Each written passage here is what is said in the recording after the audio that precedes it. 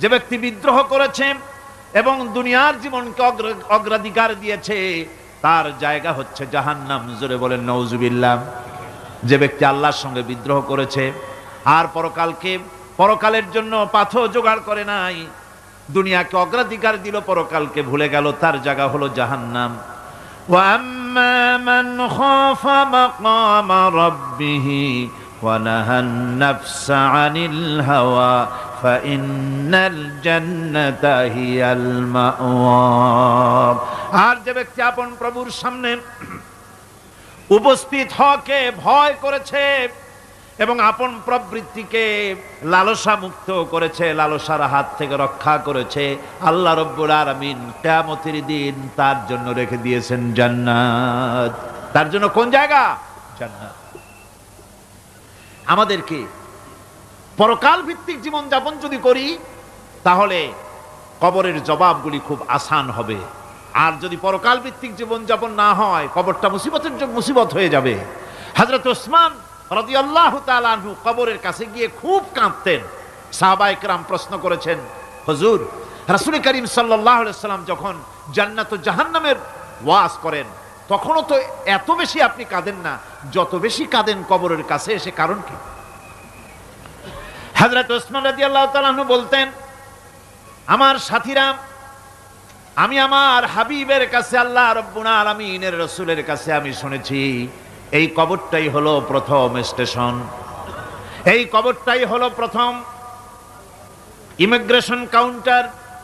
এই জায়গায় কেউ যদি ধরা পড়ে যায়, কারো যদি চার্জশিট হয়ে যায়, সব জায়গায় ধরা পড়ে যাবে, হাসরে মিজানে সিরাতে কোনো জায়গায় নাজাত পাবে না। আর এই কবরটা যদি কেউ মুক্তি পেয়ে যায়, মিজান সিরাত হাসর সব জায়গা থেকে আল্লাহ তারে ভালোভাবে পার করে দিবেন। এটা হলো আসল জায়গা, মারাত্মক জায়গা, খুব মারাত্মক জায়গা। আমি এটাকে ইমিগ্রেশন কাউন্টার বলেছি আমার ভাষায়। ইমিগ্রেশন কাউন্টার যারা বিদেশ ভ্রমণ করেছেন তারা জানেন। লন্ডন যাবেন, আমেরিকা যাবেন, সৌদি আরব যাবেন, যে কোনো বিদেশে যাবেন, গেলেই পাসপোর্ট তারা দেখবে।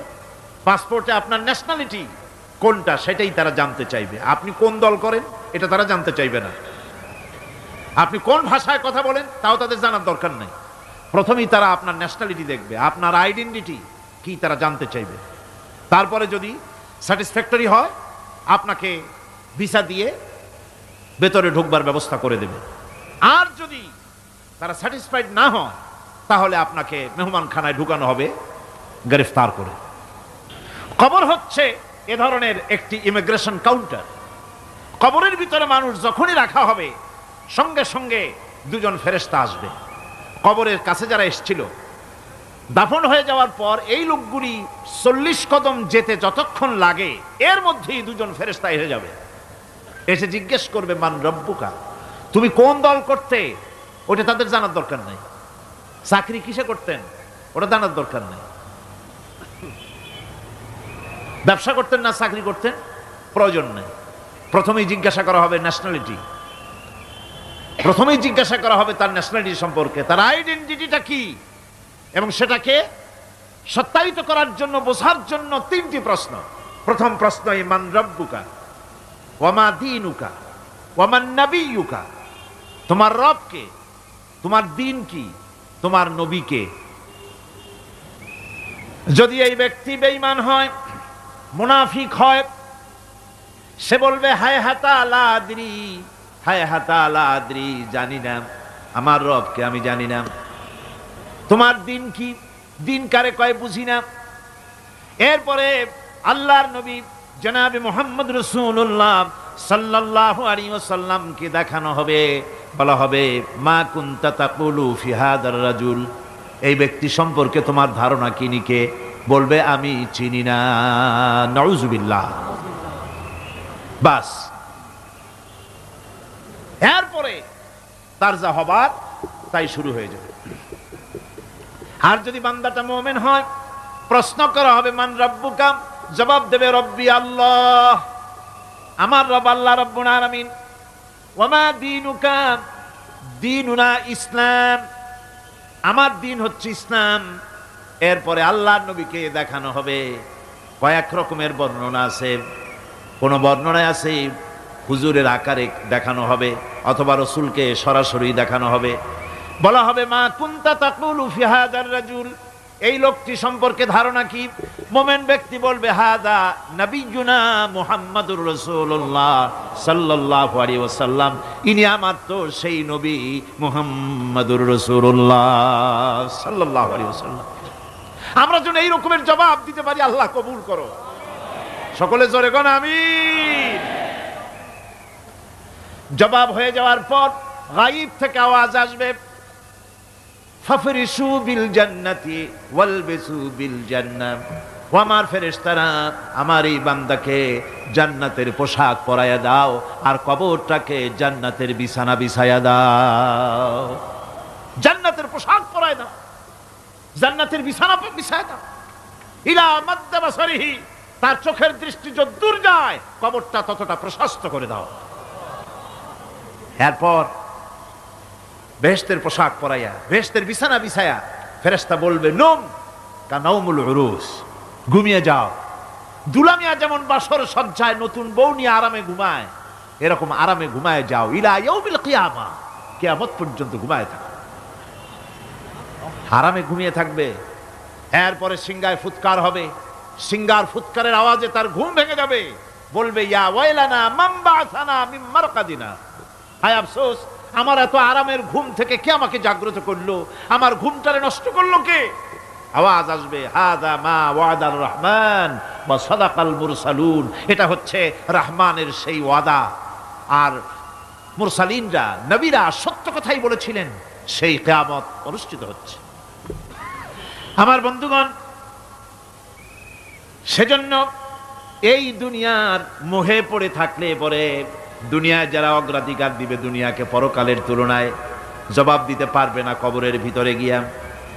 আর যারা পরকালকে অগ্রাধিকার দিবে, দুনিয়ার চাইতে পরকালকে বেশি অগ্রাধিকার দেবে, আর আল্লাহর ভয় কলিজার ভিতরে রাখবে, কবরের জবাব সঠিকভাবে দিতে পারবে, কিয়ামতের দিন আল্লাহ রাব্বুল আলামিন তাদের জন্য জান্নাত দান করবেন। জোরে বলেন আমিন।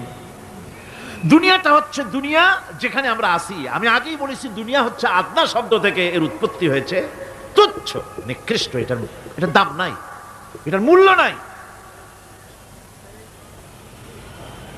হযরত ইবনে কাইয়িম রাহিমাহুল্লাহ নওয়ারাল্লাহু মারকাদাহু ওয়া জাআলাল জান্নাতা মাথওয়াহু, হযরত ইবনে কাইয়িম তিনি বলছেন, সুন্দর করে বলছেন দুনিয়া সম্পর্কে, মা মাদা ফিদ দুনিয়া আহলামুন ওয়া মা বাকিয়া মিনহা আমানি ওয়াল ওয়াক্তু বাইনাহুমা দায়ুন। মা মাদা ফিদ দুনিয়া আহলামুন, জীবনের যে অংশ ফেলে এসেছি সেটা আজ একটা স্বপ্ন। ওয়া মা বাকিয়া মিনহা আমানি, আর জীবনের যে অংশ সামনে বাকি আছে সেটা এখন একটা আকাঙ্ক্ষা। ওয়াল ওয়াক্তু বাইনাহুমা দায়ুন, আর এর মাঝখান থেকে সময় সব চলে যাচ্ছে। কত বড় কথা চিন্তা করেছেন? জীবনের যে অংশ ফেলে এসেছি তা আজকে স্বপ্ন, তা আজ কি বলেন? স্বপ্ন।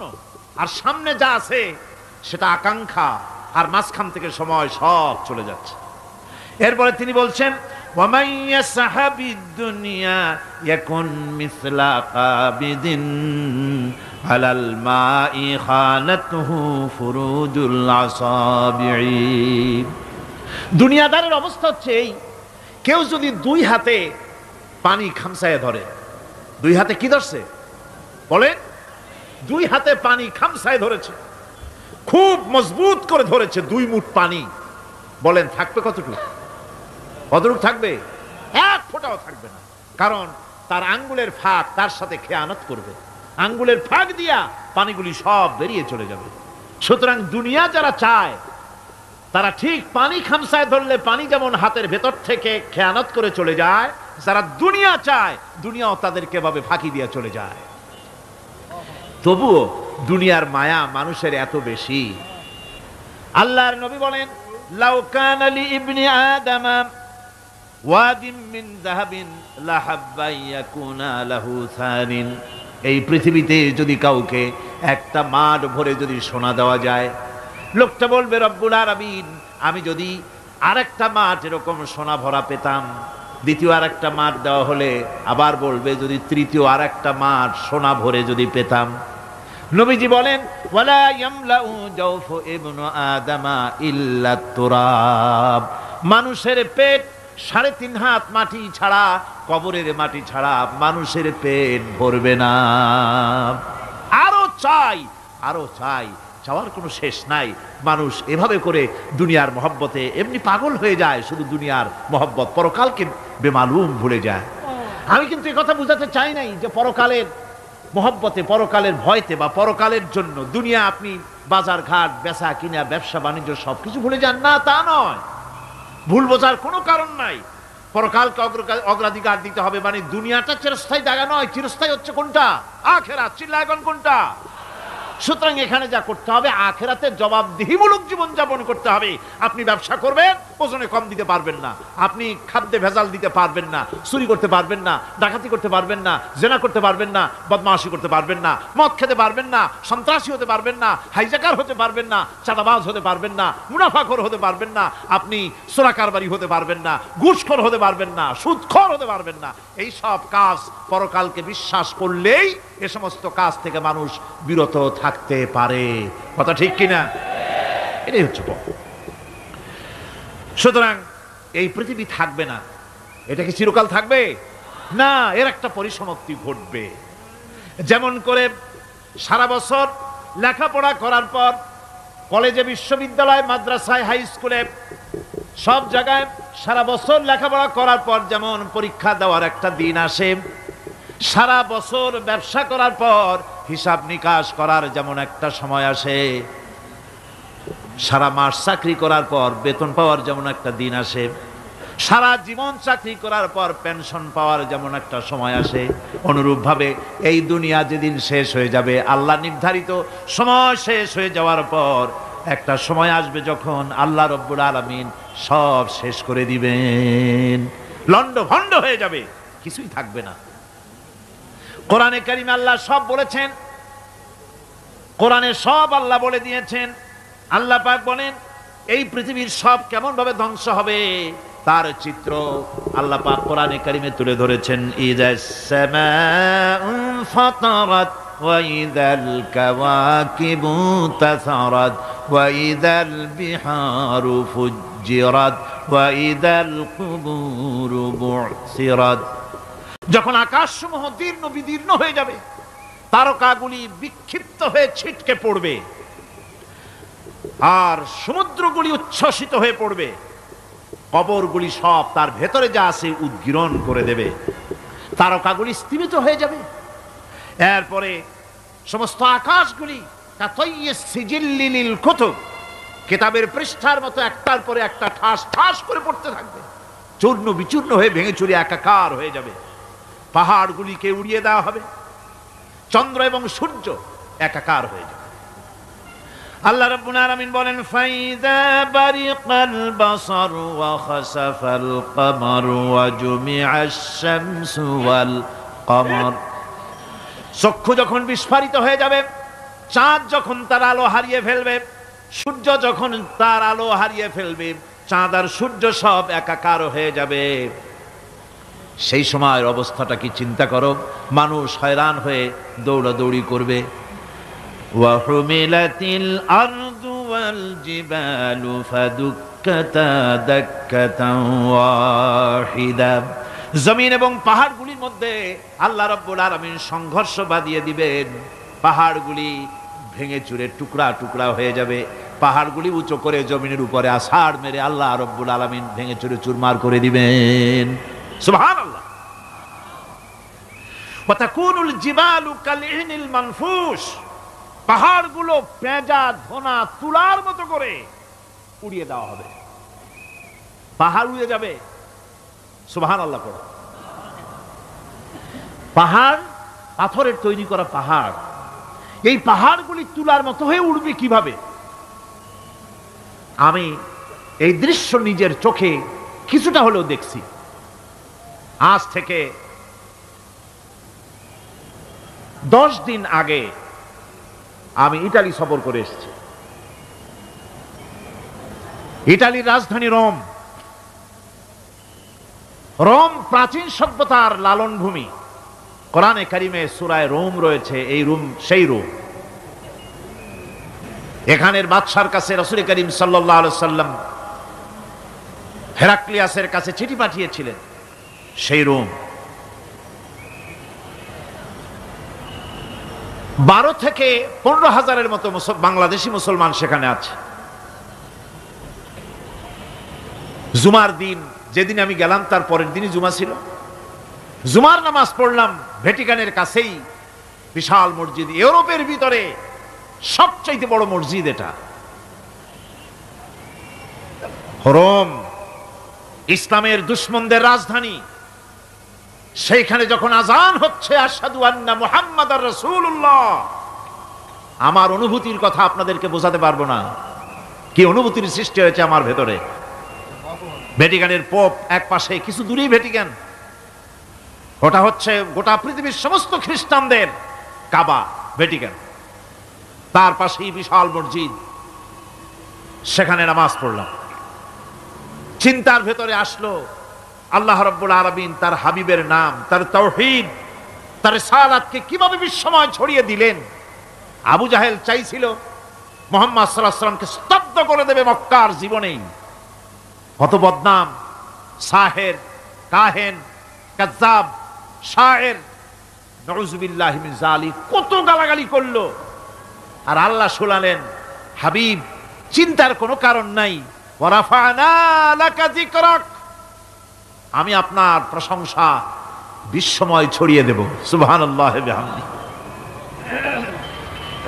রোম প্রোগ্রাম শেষ করে আমাকে তারা নিয়ে গেল, যেটা আমি বলছি সফর কাহিনী শোনাবার সময়টা না, যেহেতু এর সঙ্গে প্রাসঙ্গিক সেজন্য বলছি। পাহাড় কেমনে তুলার মতো হয়ে উঠবে তার নজির দেখেছি। রোম শহর থেকে 300 মাইল দূরে, 300 কিলোমিটার দূরে নেপোলিয়ান বোনাপার্ট তার বাড়ি, এবং ওটা তার নামই একটা প্রভিন্স। ভূমধ্য সাগরের পারে ভিসুবিয়াস, পৃথিবীর সবচাইতে বড় আগ্নেয়গিরি। সেটা দেখাতে নিয়ে যাওয়া হলো আমাকে, যে পাহাড়টা পৃথিবীর মাটি থেকে তার চূড়া হচ্ছে 3 মাইল উঁচু। এর 2 মাইল গাড়িতে করে ঘুরে ঘুরে যাওয়া যায়, এরপর আর গাড়িতে যাওয়া যায় না, বাকিটুকুন যেতে হবে হেঁটে হেঁটে। পাহাড়ের উপরে অক্সিজেন কম, বেশ কষ্ট হচ্ছিল উঠতে। জীবনে প্রথম পাহাড়ে চড়েছি, জাবালে নূর, রাসূল করিম সাল্লাল্লাহু আলাইহি ওয়াসাল্লামের উপরে যেখানে ওহী হয়েছিল সর্বপ্রথম। পাহাড় চড়ার একটা অভিজ্ঞতা ওখান থেকে আমার কিছুটা হয়েছিল। খুব কষ্ট হলো বাকি 1 মাইল উঠতে। যখন ভিসুবিয়াসের একদম শীর্ষে চলে গেছি, সেখানে গিয়ে আমার সাথে 15-20 জন লোক ছিল। আমি নিজেই আল্লাহু আকবার বলে আমার গলা থেকে আওয়াজ বেরিয়ে গেল। আমি দেখতে পেলাম ভিসুবিয়াসের শীর্ষে বিশাল গর্ত। আমার মনে হয় গর্তটা এই মাঠের 1/4 হবে, এই মাঠের 1/4 হবে গর্তটা। সেই গর্তটার গভীরতা হচ্ছে 1.5 কিলোমিটার। এইখান থেকে পাথরগুলি উত্থিত হয়েছে, আগ্নেয়গিরি পাথর আগুনে গলে লাভা হয়ে এগুলি পাহাড় বেয়ে উপচে পড়েছে, চতুর্দিকে 12 মাইল ছড়িয়ে গিয়েছে। আমার মনে পড়লো ওয়াকুদুহান নাস ওয়াল হিজারা, জাহান্নামের আগুনের ইন্ধন হবে মানুষ আর পাথর। আমি সেখানে সেজদায় পড়ে গিয়া কানলাম আর বললাম, আল্লাহ জাহান্নামের আগুন হারাম করে দিও আমাদের জন্য। পাথর কিভাবে গললো, গলে পাথরগুলি গলে পুড়ে চতুর্দিকে পড়েছে, আর ছিটকেছে, চতুর্দিকে ছিটকে পড়েছে। সেই পাথরগুলি ছিটকে ছিটকে যেগুলি পুড়ে পড়েছে, সেগুলিকে দূরে সাদা রঙের বলে মনে হয়, কোনোটা সাদা কোনোটা কালো, মনে হয় যেন তুলার মতো হয়ে পড়ে আছে চতুর্দিকে। 1944 সনে তৃতীয়বারের মতো ভিসুবিয়াস যে অগ্নিগিরি, যে অগ্নি উৎপাত করে, তাতে আশেপাশের 12 মাইল এলাকা এফেক্টেড হয়ে যায়। পাথরগুলি গলে এভাবে বিধ্বস্ত করে দিয়েছে। এখান থেকে এখানে জোহরের নামাজ, আসরের নামাজ আমরা পড়লাম, আল্লাহর কাছে খুব দোয়া করলাম। এখনো ধোঁয়া উঠতেছে, এখনো পাহাড়ের ফাটল দিয়ে ধোঁয়া উঠছে। একজন হাত দিয়ে আমাকে বলল যে খুব গরম লাগে ধোঁয়াগুলি। ওখানকার লোকেরা বলল যে ভেতরে এখনো আগুন আছে, তবে সুপ্ত, যে কোনো মুহূর্তে আবার তা জাগ্রত হতে পারে। আমরা সেখান থেকে নেমে এলাম। একটু কিছু দূর গিয়েই সেখানে হলো পম্পেই শহর। এই পম্পেই শহরটা হচ্ছে ঈসা আলাইহিস সালামের জন্মের 2000 বছর আগে এই শহর তৈরি হয়। ঈসা আলাইহিস সালামের জন্মের 179 বছর পর ভূমিকম্প হয়। সেই ভূমিকম্পে গোটা পম্পেই শহরটা পৃথিবীর মানুষের চোখের আড়াল হয়ে যায়, ধ্বংস হয়ে যায়, মাটির তলায় গরক হয়ে যায়। আজ থেকে 200 বছর আগে মাটি খনন করতে গিয়ে এই শহর আবিষ্কৃত হয়। পুরা শহরটা খুঁড়ে তারা বের করেছে। 180 হেক্টর জমিনের উপরে এই বিশাল শহর। ঘুরে ঘুরে দেখলাম, গাড়ি চলে না সেখানে, পায়ে হেঁটে দেখতে হলো। প্রশস্ত রাস্তা। আজ থেকে 4000 বছর আগের মানুষেরা রাস্তা বানাতে জানতো পাথর দিয়ে, এবং রাস্তার দুধারে তাদের ছিল ফুটপাত, পানির ব্যবস্থা, নগরায়নের সব রকমের সুযোগ সুবিধা। তারপরে সেখানে বিচারালয়, এরপরে দোকানপাট, বাজারঘাট, সবকিছুর ব্যবস্থা রয়েছে।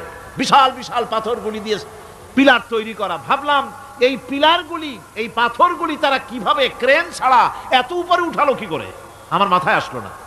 পাথর কেটে কেটে সুন্দর সুন্দর অঙ্কন শিল্প তারা করেছে। এরপরে ঘুরতে ঘুরতে বাদশার রাজার বাড়িতে গিয়ে ঢুকলাম। সেখানে গিয়ে দেখলাম উলঙ্গ এত মূর্তি পাথরের তৈরি করা। পাথর কেটে কেটে দেওয়ালে যৌন মিলনের এমন কোন অশ্লীল ছবি নাই যা তারা সেখানে তৈরি করে নাই। উলঙ্গ মূর্তি আর উলঙ্গ যৌন মিলনের অসংখ্য ছবি দিয়ে এই এলাকা ভরা। তখন আমি বুঝলাম আল্লাহর গজব হওয়ার কারণটা কি, এই শহরটা মাটির নিচে গরক হয়ে যাওয়ার কারণটা কি। আল্লাহ পাক জেনা ব্যভিচার যে দেশে বেশি হয় আল্লাহ পাক বরদাস্ত করেন না। দুশ্চরিত্র যে দেশের মানুষ দুশ্চরিত্র হয়ে যায়, জেনা ব্যভিচার বেশি হতে থাকে, আল্লাহ গরক করে দেন, গজব দেন। এই গজব এক এক সময় এক এক রকমের হয়ে আসে। কখনো মাটির নিচে দাবায় দেন, কখনো মহামারী, কোনো দেশে কলেরা, কোনো দেশে জলোচ্ছ্বাস, কোথাও ভূমিকম্প, আর সর্বশেষ এই জেনা ব্যভিচারের জন্য আল্লাহ পাকের চূড়ান্ত, এই যৌনতার অশ্লীলতার জন্য চূড়ান্ত গজব বর্তমান বিশ্বের জন্য এইডস। আল্লাহ পাক এই গজব দিয়েছেন। বন্ধুগণ, আমি সেই জায়গা, আমি সেখানে যা দেখলাম যে আল্লাহ পাক পাহাড়গুলিকে কিভাবে উড়াবেন এটা অস্বীকার করার কোনো উপায় নাই। বিশ্বাস তো করতামই। তবে হযরত ইব্রাহিম আলাইহিস সালাম যেমন বলেছিলেন, রব্বি আরিনি কাইফা তুহিল মাউতা, আয় আল্লাহ তুমি মরাকে জিন্দা করবা কেমনে? আল্লাহ পাক বলেন আওয়ালাম তুমিন, তুমি বিশ্বাস করো না? ইব্রাহিম আলাইহিস সালাম বললেন বালা, অবশ্যই বিশ্বাস করি, ওয়ালাকিন লিয়াতমাইন্না কলবি, যদি চোখে দেখতাম তাহলে আমার অন্তরাত্মা খুব ঠান্ডা হতো। আল্লাহ রাব্বুল আলামিন চোখে দেখায় দিলেন জিন্দা কেমনে মুর্দা হবে, মুর্দা কেমনে জিন্দা হবে, আল্লাহ দেখায় দিলেন। পাহাড় উড়ায় দিবেন আল্লাহ রাব্বুল আলামিন। একথা কলিজার মধ্যে এটার উপর ঈমান বিশ্বাস, কিন্তু আল্লাহ চোখে দেখাইছেন, ঈমান আরো মজবুত হয়েছে, যা ছিল আরো মজবুত হয়েছে। সুবহানাল্লাহ। আল্লাহর ভয়তে কলিজা কেঁপেছে। আমি পাহাড়ের উপরে কেঁদেছি, যার যার হয়ে কেঁদেছি। বন্ধুগণ, আল্লাহ সুবহানাহু ওয়া তাআলা এই জন্য বলেছেন কুল সিরু ফিল আরদ, আমার জমিন ঘোরো, ভালো করে দেখো, কাইফা কানা আকিবাতুল মুকাজ্জিবিন, মহাসত্যকে যারা অস্বীকার করেছে তাদের পরিণতি আমি কি করে দিয়েছি, এগুলি চোখে ভালো করে তাকায় দেখো। আমার বন্ধুগণ, সুতরাং এই পৃথিবীর অবসান হবে, এই পৃথিবী ধ্বংস হবে, এই পৃথিবী চূড়ান্তভাবে শেষ হয়ে যাবে। ও হ্যাঁ, আরেকটি কথা বলতে হয়, সেটা হচ্ছেই যে এই রোম থেকে আর একটু দূরে 900 মাইল দূরে হচ্ছে সিসিলি। 900 মাইল দূরে, সেখানে এই সিসিলি মুসলমানেরা শাসন করেছিল 350 বছর। সেই সিসিলিতে রয়েছে 360টা মসজিদ মুসলমানদের করা। সমস্ত মসজিদগুলি আজ তালা বন্ধ, একটা মসজিদও খোলা নাই। সেখানকার মুসলমানেরা ওয়াজ শুনতে এসেছিল রোমে। আমি তাদের জন্য পরামর্শ দিয়েছি যে গভর্নমেন্টের কাছে তোমরা দাবি জানাও যে অন্তত একটা মসজিদের দরজা আমাদের জন্য খুলে দাও। রোমের অবস্থানরত প্রবাসী বাংলাদেশি মুসলমানেরা আমাকে বলেছে তাদের অনেকের বাড়ি চট্টগ্রামেও আছে, আমাকে বলেছে তাদের চোখে পানি আসছে বলার সময় যে চিরঙের তাফসীর মাহফিল যখন আসে কলজেটা কাঁদতে থাকে যাওয়ার জন্য। তো যাওয়া তো সম্ভব না এত দূর থেকে, আমাদের সালাম বলে দিবেন যত লোক আসবে, আর আমাদের জন্য দোয়া করতে বলবেন যেন এই রোমের ভিতরে আমরা ইসলামের আদর্শের ভিত্তিতে আমরা যেন চলতে পারি। আপনারা দোয়া করুন তাদের জন্য। ভাইরা আমার, এই পৃথিবী একদিন পরিসমাপ্তি ঘটবে এবং আল্লাহর দরবারে আমাদেরকে উঠতে হবে এবং সেখানে আমাদের বিচার হবে। সেখানে আমাদের কি হবে? বিচার হবে। আল্লাহ পাক বিচারটাকে নির্ভুল করার জন্য, সঠিক করার জন্য প্রত্যেকের গলায় আমলনামা ঝুলায় রাখছেন, এখানে রেকর্ডের ব্যবস্থা করা হয়েছে। আল্লাহ পাক বলছেন ওয়া কুল্লা ইনসানিন আলজামনাহু তাইরাহু ফি উনুকি ওয়া নুখরিজু লাহু ইয়াওমাল কিয়ামাতি কিতাবান ইয়ালকাহু মানশুরা। আল্লাহ পাক বলেন প্রত্যেকের ভালো মন্দ কর্মফল, কর্মলিপি আমি তার গলায় ঝুলায় রেখেছি। কিয়ামতের দিন সে নিজের কাছে স্পষ্ট সব দেখতে পারবে, কোনো জিনিস বাদ পড়বে না। তার গলায় তার আমলনামা ঝুলানো আছে, সব রেকর্ড হতেছে। আমরা যা করছি সবগুলি রেকর্ড হয়ে যাচ্ছে। বর্তমান বিজ্ঞানীরা আবিষ্কার করেছে যে মানুষের শরীরের ভিতরে ডিএনএ আছে, রক্তের ভিতরে ডিএনএ, এটা একটা কোড।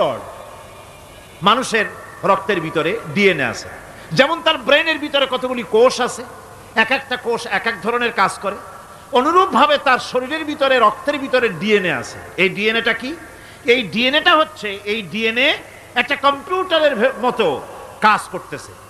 লোকটা কি করবে, কোথায় যাবে, সে ভালো হবে মন্দ হবে কি হবে, সব তার ডিএনএর মধ্যে রেকর্ডকৃত আছে।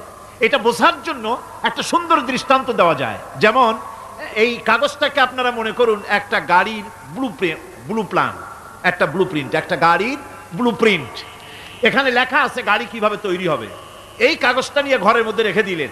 এখন এই কাগজটা থেকেই অটোমেটিক গাড়ির উইন্ডো তৈরি হলো, শিল তৈরি হলো, গাড়ির বডি তৈরি হলো, চেসিস তৈরি হলো, টায়ার তৈরি হলো, ইঞ্জিন তৈরি হলো, ব্যাটারি তৈরি হলো, পেট্রোল নিল, আর কোনো রকমের ড্রাইভার ছাড়াই গাড়ি চলতে আরম্ভ করলো।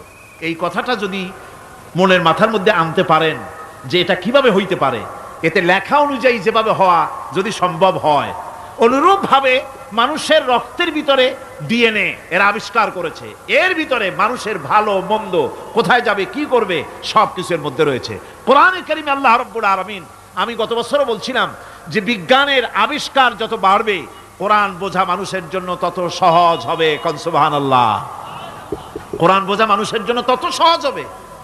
সুতরাং মানুষের গলার সাথে আল্লাহ পাক বলছেন যে একটা আমলনামা আমি ঝুলাই দিয়েছি তার গলার সাথে, সে যা করতেছে ওখানে সব লিপিবদ্ধ হচ্ছে, কম্পিউটারাইজড, কম্পিউটারের মতো এগুলি সব গ্রহণ করতেছে। এগুলি কিয়ামতের দিন তার সামনে হাজির করা হবে। কিয়ামতে যখন আমলনামা তার সামনে দিয়ে বলা হবে ইকরা কিতাবাকা কাফা বিনাফসিকাল ইয়াওমা আলাইকা হাসিবা, তাকে বলা হবে নিজের কর্মলিপি নিজেই পড়ো, আজ তুমি তোমার নিজের হিসাব নিতে যথেষ্ট। বন্ধুগণ, এই মাহফিলে যত লোক আমরা বসে আছি, আমরা আমাদের হিসাব নিতে যথেষ্ট না আরেকজন লাগবে? কোন আমরা যথেষ্ট কি না? কথা বোঝেন নাই। আমি বলতে চাইছি এটা, আমরা যদি এখন চোখ বুঝে চিন্তা করি যে পিছনের জীবনে কি করেছি, মনে পড়বে নাকি পড়বে না? বলেন সবাই, পড়বে কি পড়বে না? ছোটবেলায় কবে পায়ের নিচে কাটা ফুটেছিল, কবে কোথায় আছাড় খেয়েছিলেন, কবে কার বেল তাল আম কাঁচা আম চুরি করে খেতে গিয়ে কিল খেয়েছিলেন, তাড়া খেয়েছিলেন, তাকে এখন মনে নাই? আছে। তাহলে কিল, ওই তাল বেল চুরি করতে গিয়ে যে কিলটা খাইছিলেন সেটাও মনে আছে, ভালো মন্দ সব মনে আছে। তাহলে কোন হোটেলের রুমে কি করছিলেন, কোন স্কুলে কোন কলেজে কি করছিলেন, তারপরে জীবনে ছোট বড় ঘটনাগুলি সব বুঝতে মনে পড়বে না? এবার হিসাব করেন, মনে যদি পড়ে এবার হিসাব করেন আপনি জান্নাতি না জাহান্নামে। আপনি আপনার নিজের হিসাব নেওয়ার জন্য যথেষ্ট। তাকে হিসাব করতে বলা হবে, তোমার হিসাব, তোমার নিজের হিসাব নেওয়ার জন্য তুমি যথেষ্ট, তোমার হিসাব তুমি নিজেই করো, এটা পড়ো। আর সেই কিয়ামতের দিন কোনো সাহায্যকারী মিলবে না। লান তানফাকুম আরহামুকুম ওয়ালা আওলাদুকুম ইয়াউমাল কিয়ামাহ। লান তানফাকুম, কিয়ামতের দিন কোনো ফায়দা হবে না, অবশ্যই কোনো ফায়দা হবে না, কোনো উপকারে আসবে না। কিয়ামতের দিন তোমার সন্তান, তোমার স্ত্রী, তোমার মাল, তোমার সম্পদ কোনো উপকারে আসবে না। কিয়ামতের ময়দানে সেদিন সব তোমার সাথে বিচ্ছয় করবে, সব পালায় যাবে।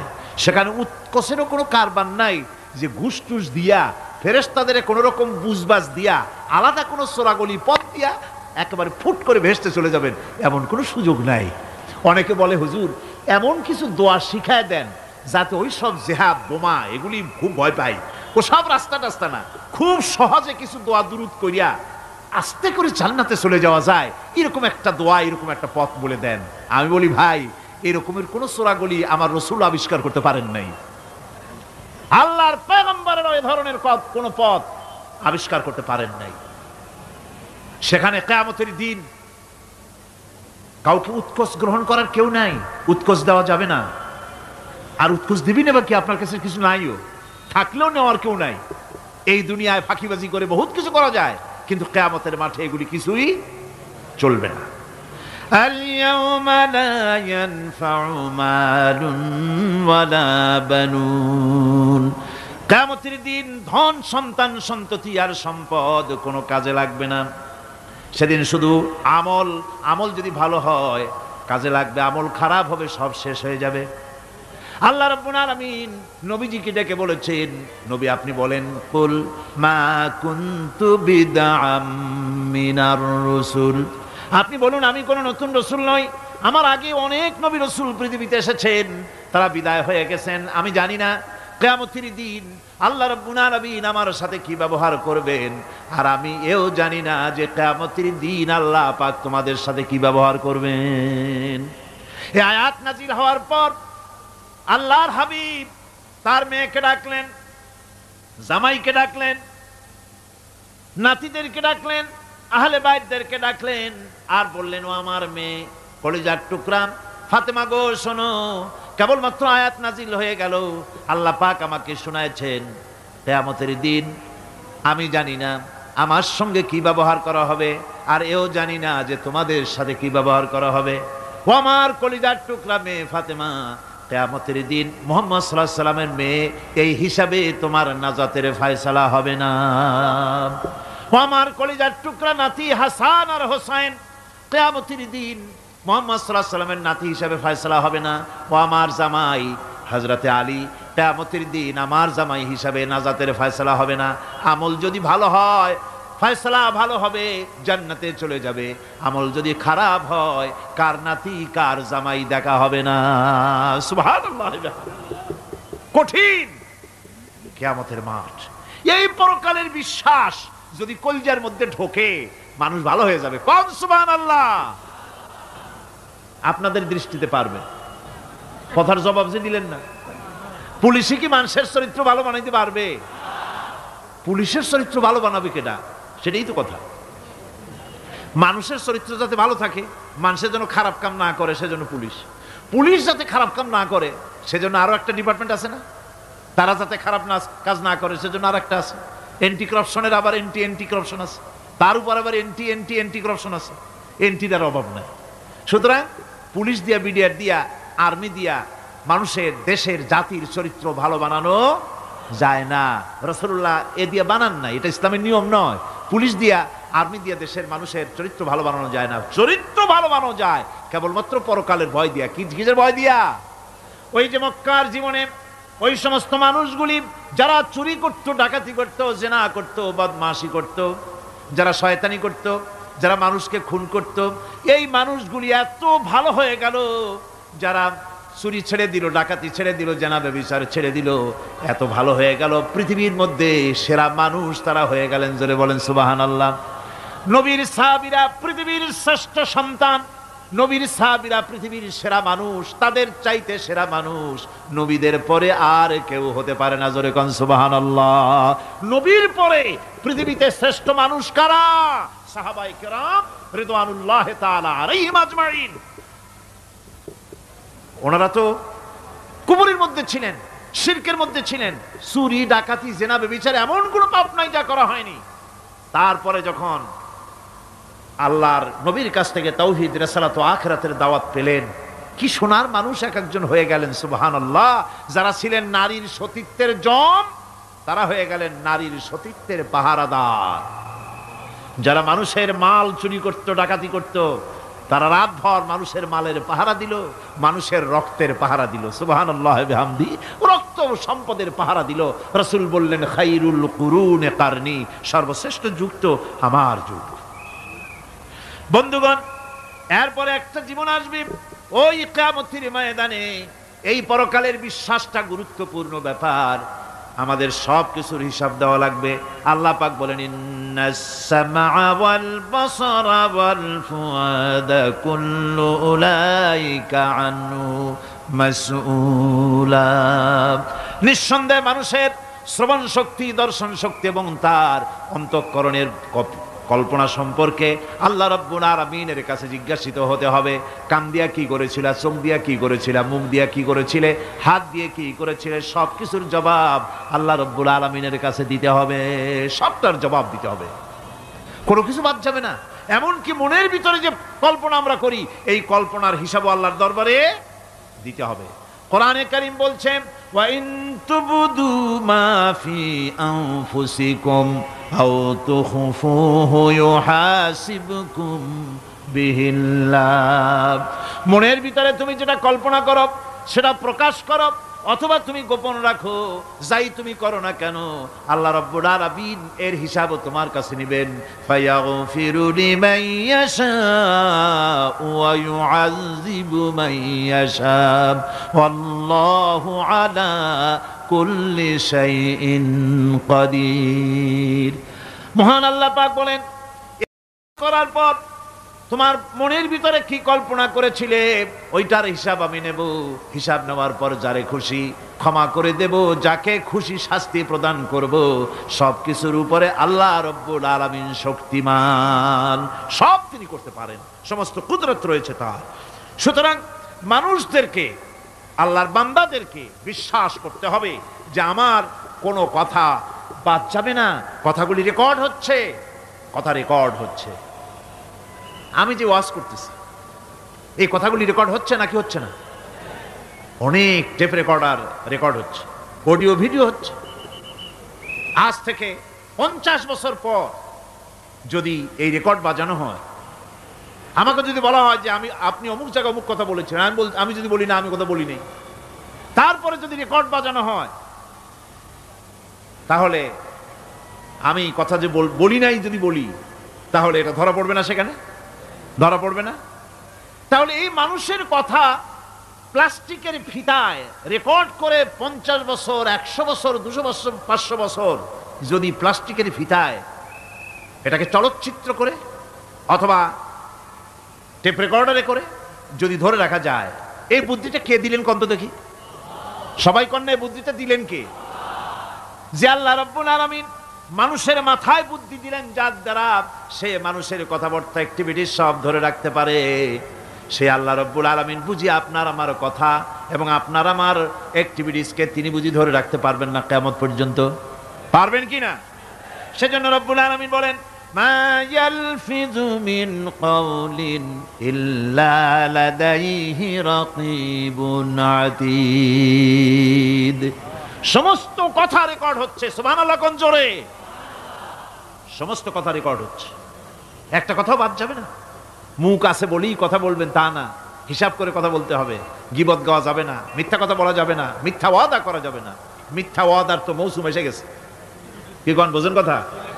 হ্যাঁ, মিথ্যা ওয়াদার মৌসুম এসে গেছে। এখন মৌসুমে বাহার, মিথ্যা বলার। কত সুন্দর সুন্দর ওয়াদা, সোনা দিয়া রাস্তা বানায় দেবো। অভুক্ত মানুষদের বলা হয় না খেয়ে মরবেন না, কিন্তু কি খেয়ে মরবে তাও কয় না। আমরা যদি যাইতে পারি তাহলে মটকির মতো রসগোল্লা বানাই দেব, গরুর গাড়ির চাকার মতো জিলাপি বানাই দেব, খাইতে গিয়ে হা করে শীত হয়ে থাকবে। কত রঙিন রঙিন কথা। মিথ্যা ওয়াদার সময় এসে গেছে। ভাইরা আমার, পরকাল যদি বিশ্বাস করে সেই ব্যক্তি কিছুতেই মুখ আছে বলেই যা খুশি বলবে না, পরনিন্দা করবে না, পরচর্চা করবে না, হাত আছে বলেই যা তা লিখবে না। ঘটনা হইল একটা লিখলো আর একটা, কলম একটা আছে বলেই যা খুশি তা লেখা যায় না, মুখ আছে বলেই যা খুশি তা বলা যায় না, চোখ আছে বলেই যা খুশি তা দেখা যায় না। গরু খাওয়া জায়েজ করা হয়েছে বলে গরুর লেজ থেকে মাথা পর্যন্ত পাইকারি দরে সব খাওয়া যায় না। গরু খাওয়া হারাম না হালাল? হালাল। পাইকারি দরে লেজ থেকে মাথা পর্যন্ত সব খাওয়া হালাল না। ওর মধ্যে আল্লাহ কিছু হারাম রেখে দিছে, সেগুলোকে বাইসে খাইতে হবে। আল্লাহ দেখতে চান পাইকারি দরে জমের খাওয়া খাও না আমার হারামগুলি বাদ দিয়ে খাও, নিষেধ করাগুলি বাদ দিয়ে খাও। মুখ আছে বলেই যা খুশি তা বলা যাবে না, কান আছে বলেই যা খুশি তা শোনা যাবে না, চোখ আছে বলেই যা খুশি তা দেখা যাবে না, হাত পা আছে বলেই যা খুশি তা করা যাবে না। সবটার পেছনে আল্লাহ রাব্বুল আলামিনকে ভয় করা লাগবে। মহান আল্লাহ রাব্বুল আলামিন বলে, বান্দারে তোমার সমস্ত কার্যাবলী এমনকি তোমার চাহনিটা পর্যন্ত কার দিকে কি নিয়তে তাকায়ছো কেউ জানে না, আমি আল্লাহ রাব্বুল আলামিন জানি। وَيَعْلَمُ خَائِنَةَ الْأَعْيُنِ وَمَا تُخْفِي الصُّدُورُ। তোমার অন্তঃকরণ কি জিনিস গোপন করে আর তোমার চক্ষু কি লুকোচুরি খেলে আমি টের পাই। সুবহানাল্লাহ বিহামদি। চশমার ফাঁক দিয়া কি দেখো, কারে দেখো, কি নজরে দেখো, সানগ্লাস পরিয়া কেউ ঠিক পায় না, আমি ঠিক পাই। সুবহানাল্লাহ, জোরে কান সুবহানাল্লাহ। সুতরাং চোখের নজরের হিসাব হবে, হাতের কাজের হিসাব হবে, পায়ের চলার হিসাব হবে, আপনার বলার হিসাব হবে, মুখে যা বলেছেন যা করেছেন হাত পাও দিয়ে যা করেছেন সবকিছুর হিসাব হবে কিয়ামতের দিন। আল্লাহর দরবারে সবকিছু উপস্থিত হবে, কোনো জিনিস বাদ পড়বে না। ফামান ইয়ামাল মিসকালা যাররাতিন খায়রান ইয়ারা ওয়া মান ইয়ামাল মিসকালা যাররাতিন শাররান ইয়ারা। ছোট্ট একটা ভালো কাজ যদি করো তাও হাজির করা হবে, সামান্যতম ভালো কামও তোমার বাদ পড়বে না। আর ক্ষুদ্রতম কোনো খারাপ কাজ করলে তাও উপস্থিত করা হবে, সব তোমার সামনে, কোনো জিনিস বাদ পড়বে না, সব দেখতে পাবে কিয়ামতের দিন। ভালো কাজটাও আর খারাপ কাজটাও আল্লাহর কাছে সেদিন আল্লাহ পাক মানুষের সামনে উপস্থিত করে দিবেন। আল্লাহ পাক বলছেন সেদিন এই জমিন তার ভিতরে যা লুক্কায়িত ছিল জমিন সব বের করে দেবে। কাআন্নাহুম জারাদুম মুনতাশির। টিড্ডি ফড়িংগুলি পোকাগুলি মাটির থেকে যেমন বেরোয়, এ মাটির ভিতরে যা আছে কিয়ামতের দিন সব মাটি বের করে দেবে। ইযা যুলজিলাতিল আরদু জিলজালাহা ওয়া আখরাজাতিল আরদু আসকালাহা ওয়া ক্বালাল ইনসানু মা লাহা। এ জমিনকে ঝাঁকি মারা হবে প্রবল এক ঝাঁকুনি, প্রবল এক ঝাঁকুনিতে এই পৃথিবীর মধ্যে যা কিছু আছে সব বেরিয়ে যাবে। সুবহানাল্লাহ কইতে ইচ্ছা করে না মিয়ারা? এক ঝাঁকুনিতে পৃথিবী সব বের করে দেবে। মানুষ হয়রান হয়ে বলবে কি হয়েছে, এ মাটির হলোটা কি? আমার বন্ধুগণ, মানুষ হয়রান হয়ে গিয়ে বলবে মাটির কি হলো? আল্লাহ রাব্বুল আলামিন বলেন ইয়াউমাইযিন তুহাদ্দিসু আখবারাহা বিআন্না রাব্বাকা আওহালাহা। জমিনের উপরে যা ঘটেছে জমিন তা সব বের করে দেবে, সব প্রকাশ করে দেবে। আর এটা এই জন্য হবে যেহেতু তার রবের হুকুম হয়েছে, তার রব হুকুম করেছে বের করে দে। জমিনের ভিতরে আছে যা সব বেরিয়ে যাবে, আকাশ ভেঙে পড়বে, পাহাড় উড়ে যাবে, জমিনের ভিতরে যা আছে সব উপরে চলে আসবে, পৃথিবীতে সব শেষ, কিচ্ছু নাই, আকাশ নাই, পাহাড় নাই, সমুদ্র নাই, সব একাকার, চন্দ্র নাই, সূর্য নাই, তারকা নাই, গ্যালাক্সি নাই, মহাশূন্য নাই, সব শেষ। আল্লাহ রাব্বুল আলামিন সমস্ত ফেরেশতাদেরকে শেষ করে দিবেন, সকলের মওত হয়ে যাবে, কেউ আর থাকবে না। এমনকি হযরতে আজরাইল মালাকুল মউত তিনিও থাকবেন না, সব আল্লাহ রাব্বুল আলামিন মৃত্যু করে দিবেন। এরপরে আল্লাহ রাব্বুল আলামিন একা তিনি বলবেন, ইয়া দুনিয়া আইনা আনহারুকি, এ পৃথিবী তোর সেই সমুদ্রগুলি কোথায়, নদীগুলি কোথায়? ইয়া দুনিয়া আইনা আশজারুকি, হে দুনিয়া তোমার গাছগুলি কোথায়? এত বন বনানি, এত গাছ ছিল। ইয়া দুনিয়া আইনা জিবালুকি, এ পৃথিবী তোর জমিনে যত পাহাড় ছিল, পাহাড়গুলি কই?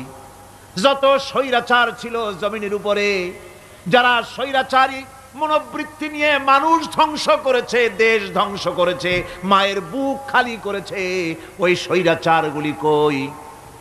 কোনো জবাব নাই। আল্লাহ পাকের পরে বলবেন, লিমানিল মুলকুল ইয়াউম, কার রাজত্ব?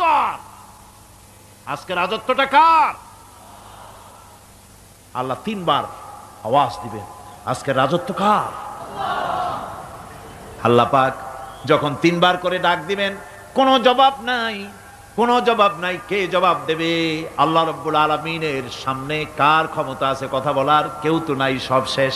আল্লাহ পাক বলবেন, লিল্লাহিল ওয়াহিদুল কাহ্হার, একমাত্র পরাক্রমশালী আল্লাহ রাব্বুল আলামিনের রাজত্ব আজ। সে হাসরের মাঠে আমাদের সকলকে উপস্থিত হয়ে যেতে হবে।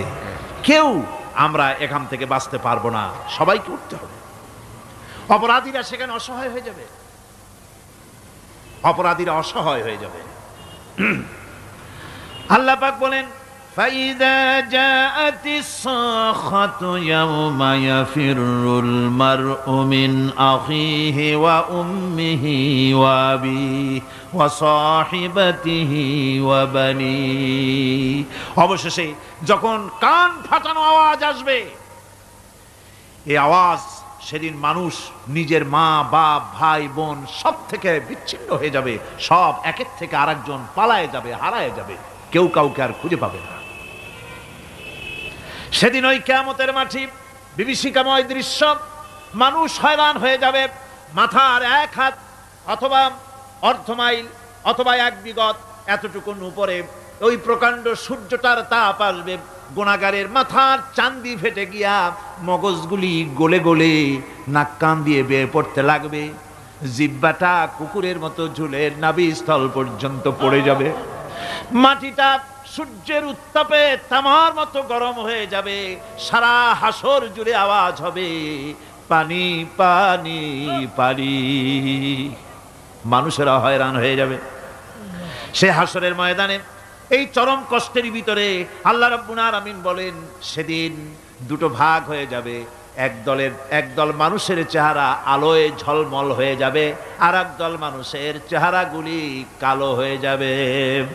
উজুহু ইয়াউমাইযিন মুসফিরাতুন দাহিকাতুন মুস্তাবশিরা ওয়া উজুহু ইয়াউমাইযিন আলাইহা গাবারা। আল্লাহ পাক বলেন, এক শ্রেণীর মানুষের চেহারা হাস্যোজ্জ্বল ঝলমলে হয়ে যাবে, আর এক শ্রেণীর মানুষের চেহারাগুলি কালো হয়ে যাবে। তারহাকুহা কাতারা উলাইকা হুমুল কাফারাতুল ফাজারা। হাস্যোজ্জ্বল, স্বচ্ছন্দপূর্ণ, সুন্দর, উজ্জ্বল ঝলমলে চেহারা হবে ঈমান আনার কারণে, পরকালকে বিশ্বাস করার কারণে, আল্লাহ এবং রসুলের কথা অনুযায়ী জীবনযাপনের কারণে চেহারাটা উজ্জ্বল হয়ে যাবে। আর আল্লাহর নাফরমানি, রসুলের নাফরমানি, পরকালকে অস্বীকার করার কারণে কাফেরগুলির চেহারা, মুনাফিকগুলির চেহারা কালো হয়ে যাবে। তাদেরকে আলাদা করে দেওয়া হবে। আমতাজুল ইয়াওমা আইয়ুহাল মুজরিমুন, মুজরিমদেরকে আলাদা করে দেওয়া হবে, দুইটা ভাগ হয়ে যাবে। এই চরম অবস্থা সৃষ্টি হবে কিয়ামতের ময়দানে। সেদিন রাসূল করিম সাল্লাল্লাহু আলাইহি ওয়াসাল্লাম উম্মতের জন্য সুপারিশ করবেন। সেই সুপারিশ যেন আমাদের করতে পারেন, সেজন্য আমাদেরকে তৈরি করতে হবে, সে ধরনের যোগ্য আমাদেরকে বানাতে হবে। বন্ধুগণ, এই পরকালীন জীবন, এর সম্ভাবনা, এটা যে হবে এবং সেই পরকালে আমাদের সকলকে যে উঠতে হবে, কিয়ামতে আল্লাহর কাছে জীবনের সব কিছুর জবাবদিহি করতে হবে, এই ভীতি সৃষ্টি করতে চায় আল্লাহ পাক মানুষের ভেতরে। আল্লাহ পাকের চাইতে মানুষের কল্যাণকামী আর কেউ আছে? চিল্লায় কোন আল্লাহর চাইতে বিশ্ববাসীর সৃষ্টি জগতের কল্যাণকামী আল্লাহর চাইতে, রাসূলের চাইতে বেশি কেউ কি আছে? সে আল্লাহ পাক সব বলে দিলেন, ওপেন সিক্রেট করে দিলেন, সব গোপন ফাঁস করে দিলেন। কেমনে বিচার হবে, কেমনে কিয়ামত অনুষ্ঠিত হবে, কেমনে কি হবে, সব খুলে খুলে আল্লাহ পাক বলে দিলেন আমাদেরকে ভালো হওয়ার জন্য। কোরআনে কারীম বলছে, লাইসাল বিররা আন তুওয়াল্লু ওয়ুজুহাকুম কিবালাল মাশরিকি ওয়াল মাগরিব।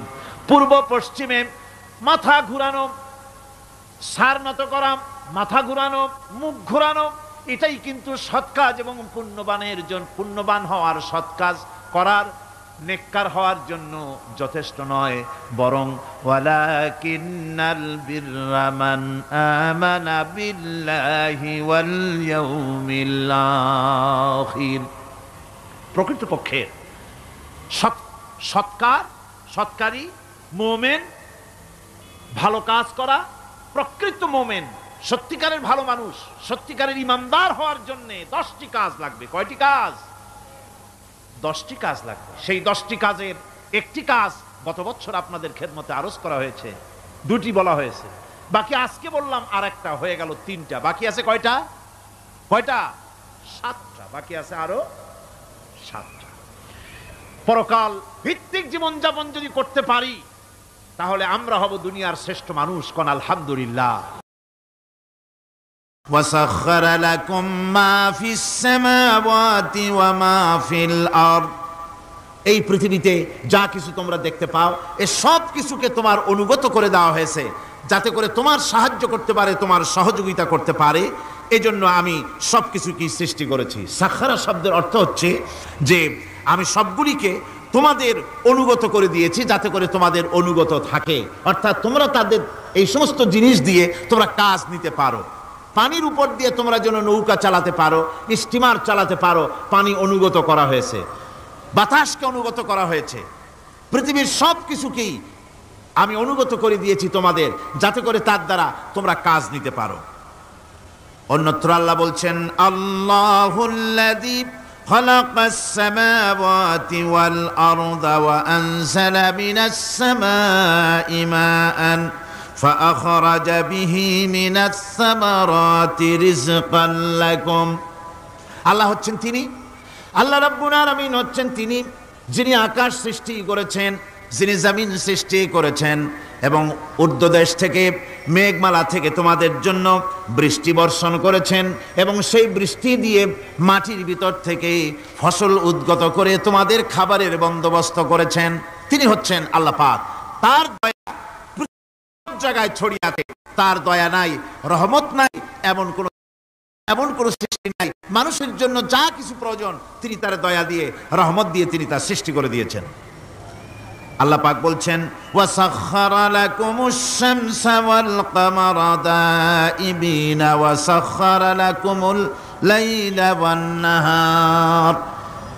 যিনি চন্দ্র সূর্যকে সৃষ্টি করেছেন এবং এগুলিকে নিয়ন্ত্রিত করেছেন, চাঁদ সূর্যকে সৃষ্টি করে নিয়ন্ত্রিত করে দিয়েছেন, তোমাদের সমস্ত প্রয়োজন তিনি মিটিয়ে দিয়েছেন। দেখুন, চাঁদ এবং সূর্যকে আল্লাহ পাক সৃষ্টি করেছেন এবং একটা রহমত, একটা কুদরত সেই চাঁদ সূর্যের মধ্যে দান করেছেন।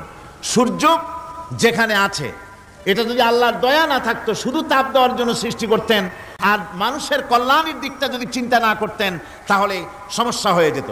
সূর্য যেখানে আছে, বিজ্ঞানীরা বলেছেন তার থেকে যদি কিছু নিচে নেমে আসতো তাহলে গোটা পৃথিবী জ্বলে পুড়ে ভস্ম হয়ে যেত।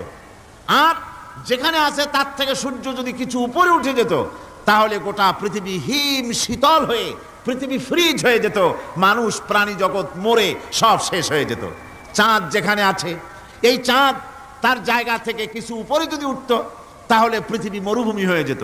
আর যেখানে আছে তার থেকে কিছু নিচে যদি আসতো তাহলে গোটা পৃথিবী পানি, সমুদ্রের পানি, নদীর পানিগুলি প্লাবিত হয়ে, ওভারফ্লো হয়ে, উচ্ছ্বসিত হয়ে গোটা পৃথিবীকে প্লাবিত করে দিত, ডুবাই দিত, সব শেষ হয়ে যেত। তাহলে আমরা দেখতে পাচ্ছি শুধু সৃষ্টি নয়, সৃষ্টিও করেছেন এবং প্রত্যেকটি সৃষ্টির পেছনে তার দয়া কাজ করেছে, তার কুদরত কাজ করেছে যাতে করে মানুষের জন্য সুবিধা হয়, মানুষের জন্য উপকার হয়। অন্য আয়াতে আল্লাহ পাক বলেন, وآتاكم من كل سألتموه وإن تعدوا نعمة الله لا تحصوها। আল্লাহ পাক বলেন তিনি তোমাদের প্রতি এত দয়াবান, আল্লাহ তোমাদের প্রতি এত দয়া রাখেন, এত মেহেরবানি করেন যে তোমাদের সমস্ত চাহিদা তিনি পূরণ করেছেন। তোমাদের জীবনে যা দরকার সব তিনি পূরণ করেছেন, এত পূরণ করেছেন তোমরা যদি আল্লাহ পাকের নেয়ামতগুলি যদি গণনা করো, ওয়া ইন তাউদ্দু নি'মাতাল্লাহি লা তুহসুহা, আমার নিয়ামতগুলি যদি গুনতে থাকো গুনে গুনে আমার নিয়ামত শেষ করতে পারবে না। সুবহানাল্লাহি ওয়া বিহামদি, আমার নিয়ামত গুনে শেষ করতে পারবে না, এত নিয়ামত আমি আল্লাহ রাব্বুল আলামিন দান করেছি। সুতরাং প্রকৃত কথা হচ্ছে যে মানুষ বড় অকৃতজ্ঞ, মানুষ সমস্ত নিয়ামতকে নিয়ামতের শুকর আদায় করে না, নিয়ামত বোঝেও না। উলাইকা কাল আনাম, চোখ আছে চোখ দিয়া সব দেখে কিন্তু আল্লাহর নিয়ামতগুলি দেখে উপলব্ধি করার ক্ষমতা নাই। খায় জনমের খাওয়া, কিন্তু খাওয়ার পরে কার খানা খাইলো, কার দেওয়া খানা খেলো, এরপরে এতটুকুন শুকরিয়াও আদায় করে না। তো চোখ থাকতে দেখে না, অন্তর থাকতে চিন্তা করে না, কান থাকতে হক শোনে না। আল্লাহ পাক বলেছেন উলাইকা কাল আনাম, এরা হলো জানোয়ারের মতো। কিসের মতো বলুন? আল্লাহ বলেন না বালহুম আদাল, শুধু জানোয়ারের মতো না, বরং জানোয়ারের চাইতেও নিকৃষ্ট। জোরে কর নাউজুবিল্লাহ। যাদের চোখ থাকতে দেখলো না, কান থাকতে শুনলো না, অন্তঃকরণ থাকতে বিবেচনা করলো না, এরা চতুষ্পদ জানোয়ারের মতো। আল্লাহ পাক বলছেন আর রহমান আল্লামাল কোরআন, এ কোরআন শিক্ষা দিয়েছেন রহমান, যিনি দয়ার সাগর, যিনি মানুষের সব প্রয়োজন মিটিয়েছেন। কোরআনের মতো একটা বড় প্রয়োজন তিনি মিটাবেন না, তা কি হতে পারে? জোরে কোন হতে পারে? মানুষ সৃষ্টি করলেন অথচ মানুষের চলার পথ দিলেন না। মানুষ সৃষ্টি করলেন, মানুষ কোন পথে চলবে, কি করলে আল্লাহ রাজি হবেন, কি করলে বেহেশতে যাব, কি করলে শান্তিতে থাকবো দুনিয়ায়, এর কোনো পরিকল্পনা তিনি দিলেন না। তিনি শুধু বললেন নামাজ পড়ো, রোজা রাখো, আর তা যদি না করো কিয়ামতে জাহান্নামে যাবা। আল্লাহ কি এইভাবে জালিম?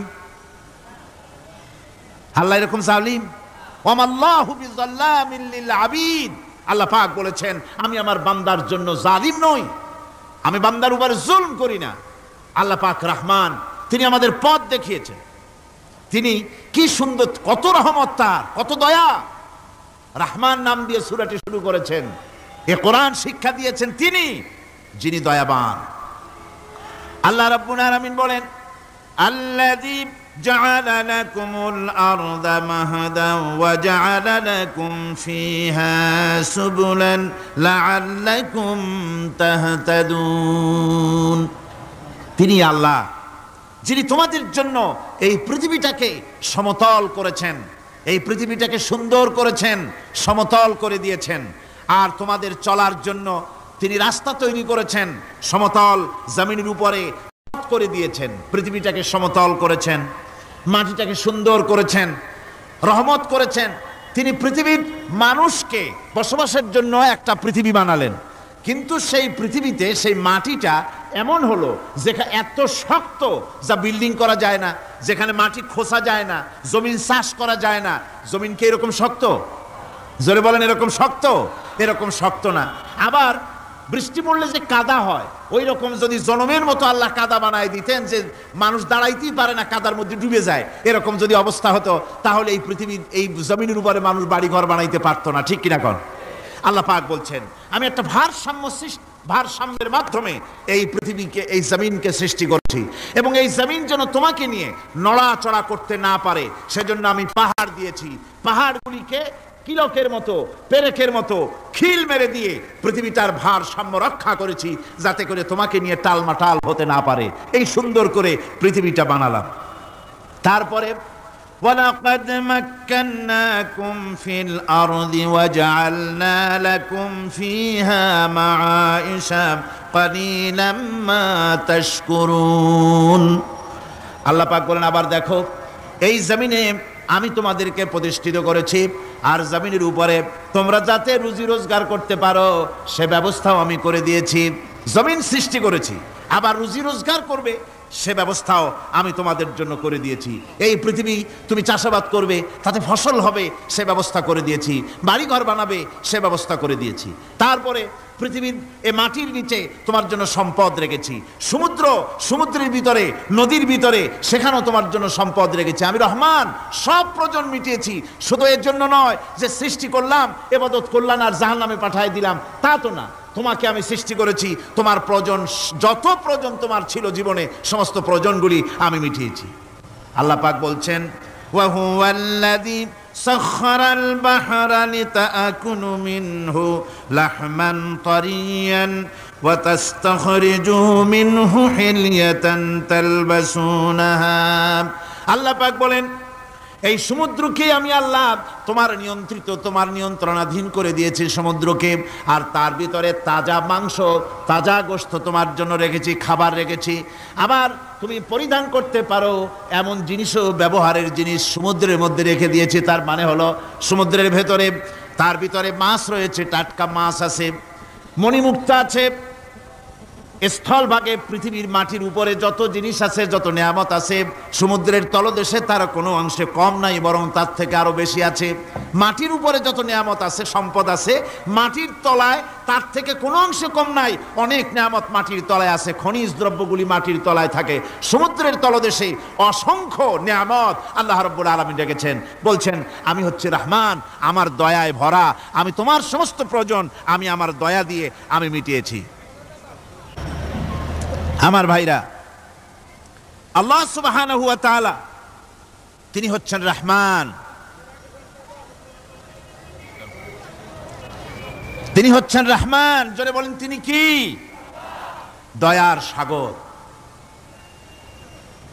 যিনি মানুষের সমস্ত প্রয়োজন মিটিয়েছেন, তিনি কোরআন অবতীর্ণ করেছেন।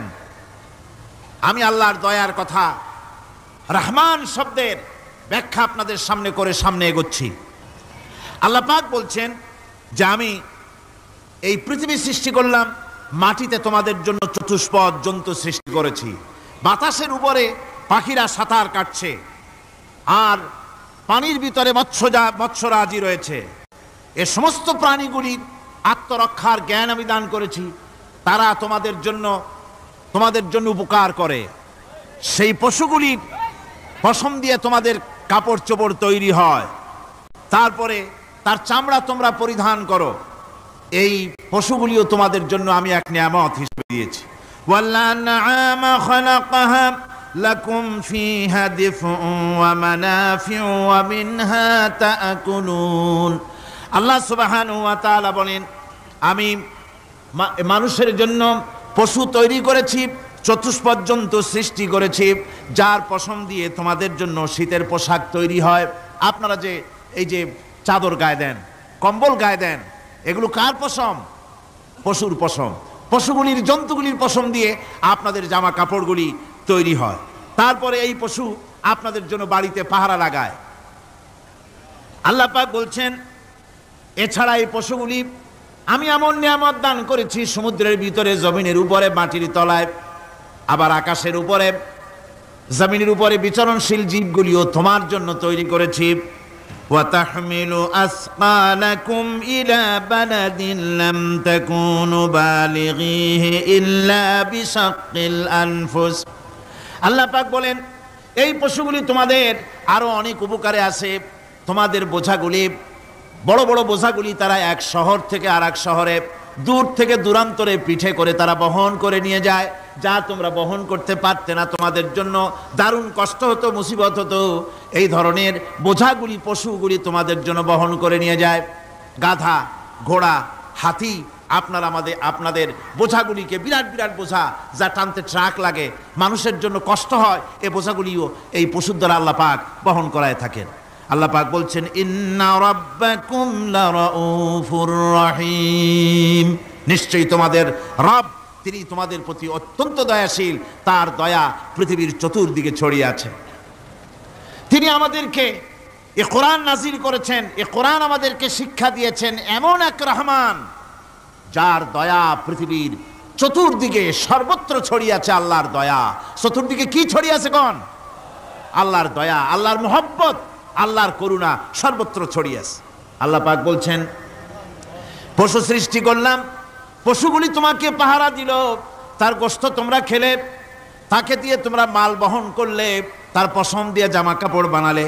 আরো দেখো কি করলাম এই পশু দিয়ে, ওয়া ইন্না লাকুম ফিল আনআমি লাইবরা নুসকিকুম মিম্মা ফি বুতুনিহি মিন বাইনি ফারসিন ওয়া দামিন লাবানান খালিসান সাইগাল লিশারিবিন। আল্লাহ রাব্বুল আলামিন বলেন, চতুষ্পদ জীবের মধ্যে বুদ্ধিমান ব্যক্তিদের জন্য নিদর্শন রয়েছে। যারা বুদ্ধিমান তাদের জন্য নিদর্শন রয়েছে। দেখো তোমার গাভীগুলি, এগুলি জমিনের ঘাস খেলো, এই ঘাস খাওয়ার পর তার শরীরের ভিতরে রক্ত তৈরি হলো, পেশাব হলো, ময়লা হলো। সেই পেশাব, ময়লা, রক্ত ইত্যাদির ভেতর থেকে আমি তোমাদের জন্য দুধ তৈরি করে দিলাম। যেখান থেকে পেশাব বের হলো, পায়খানা বের হলো, তার পাশের থেকে স্বচ্ছ, সুন্দর, সুমিষ্ট, সুস্বাদু দুধ আমি তোমাদের জন্য বের করে দিলাম। সুবহানাল্লাহ বিহামদিহি। দেখুন এই দুধ আল্লাহ পাক তৈরি করলেন। কাগজ তৈরি হয় যে মিল, কলকারখানায়, পেপার মিল। আপনারা যদি কোনো পেপার মিলে যান তো যে দেখবেন কাগজ তৈরি হয় গাছ দিয়ে। এই গাছগুলি মিলের মধ্যে, মেশিনের মধ্যে ঢুকানো হয়। মেশিনের ভিতরে গাছটা ঢুকে মেশিনের তাপে, বৈদ্যুতিক তাপে এই গাছগুলি গলে যায়, পানি হয়ে যায়। তারপরে ছাকনা থাকে, নেট থাকে, কয়েকটা নেট থাকে। সেই ছাকনাগুলির ভিতর থেকে ছেঁকে এরপরে সেই পানিটা চলে আসে প্লেটের উপরে, এসে আস্তে আস্তে শক্ত হতে হতে সেটা কাগজে পরিণত হয়ে যায়। পানিটা আস্তে আস্তে কাগজে পরিণত হয়ে যায়। তো এই কাগজ তৈরি করতে গিয়ে কাগজটা থেকে যে ছাকনাগুলি দেওয়া হলো, নেট দেওয়া হলো, যাতে করে কোনো আবর্জনা না যায়, সেজন্য এতগুলি নেট সিস্টেম আছে, এতগুলি ছাকনার সিস্টেম আছে। কিন্তু তারপরেও এত সাবধানতা সত্ত্বেও আমরা দেখি কাগজে লিখতে গেলে কাগজের মধ্যে নিপের সাথে অ্যাক্সিডেন্ট হয়ে যায়। এ ধরনের আবর্জনা কাগজের মধ্যে দুই একটা থেকে যায়। অনেক কাগজের মধ্যে এরকম পাওয়া যায়, যায় কিনা ভাই?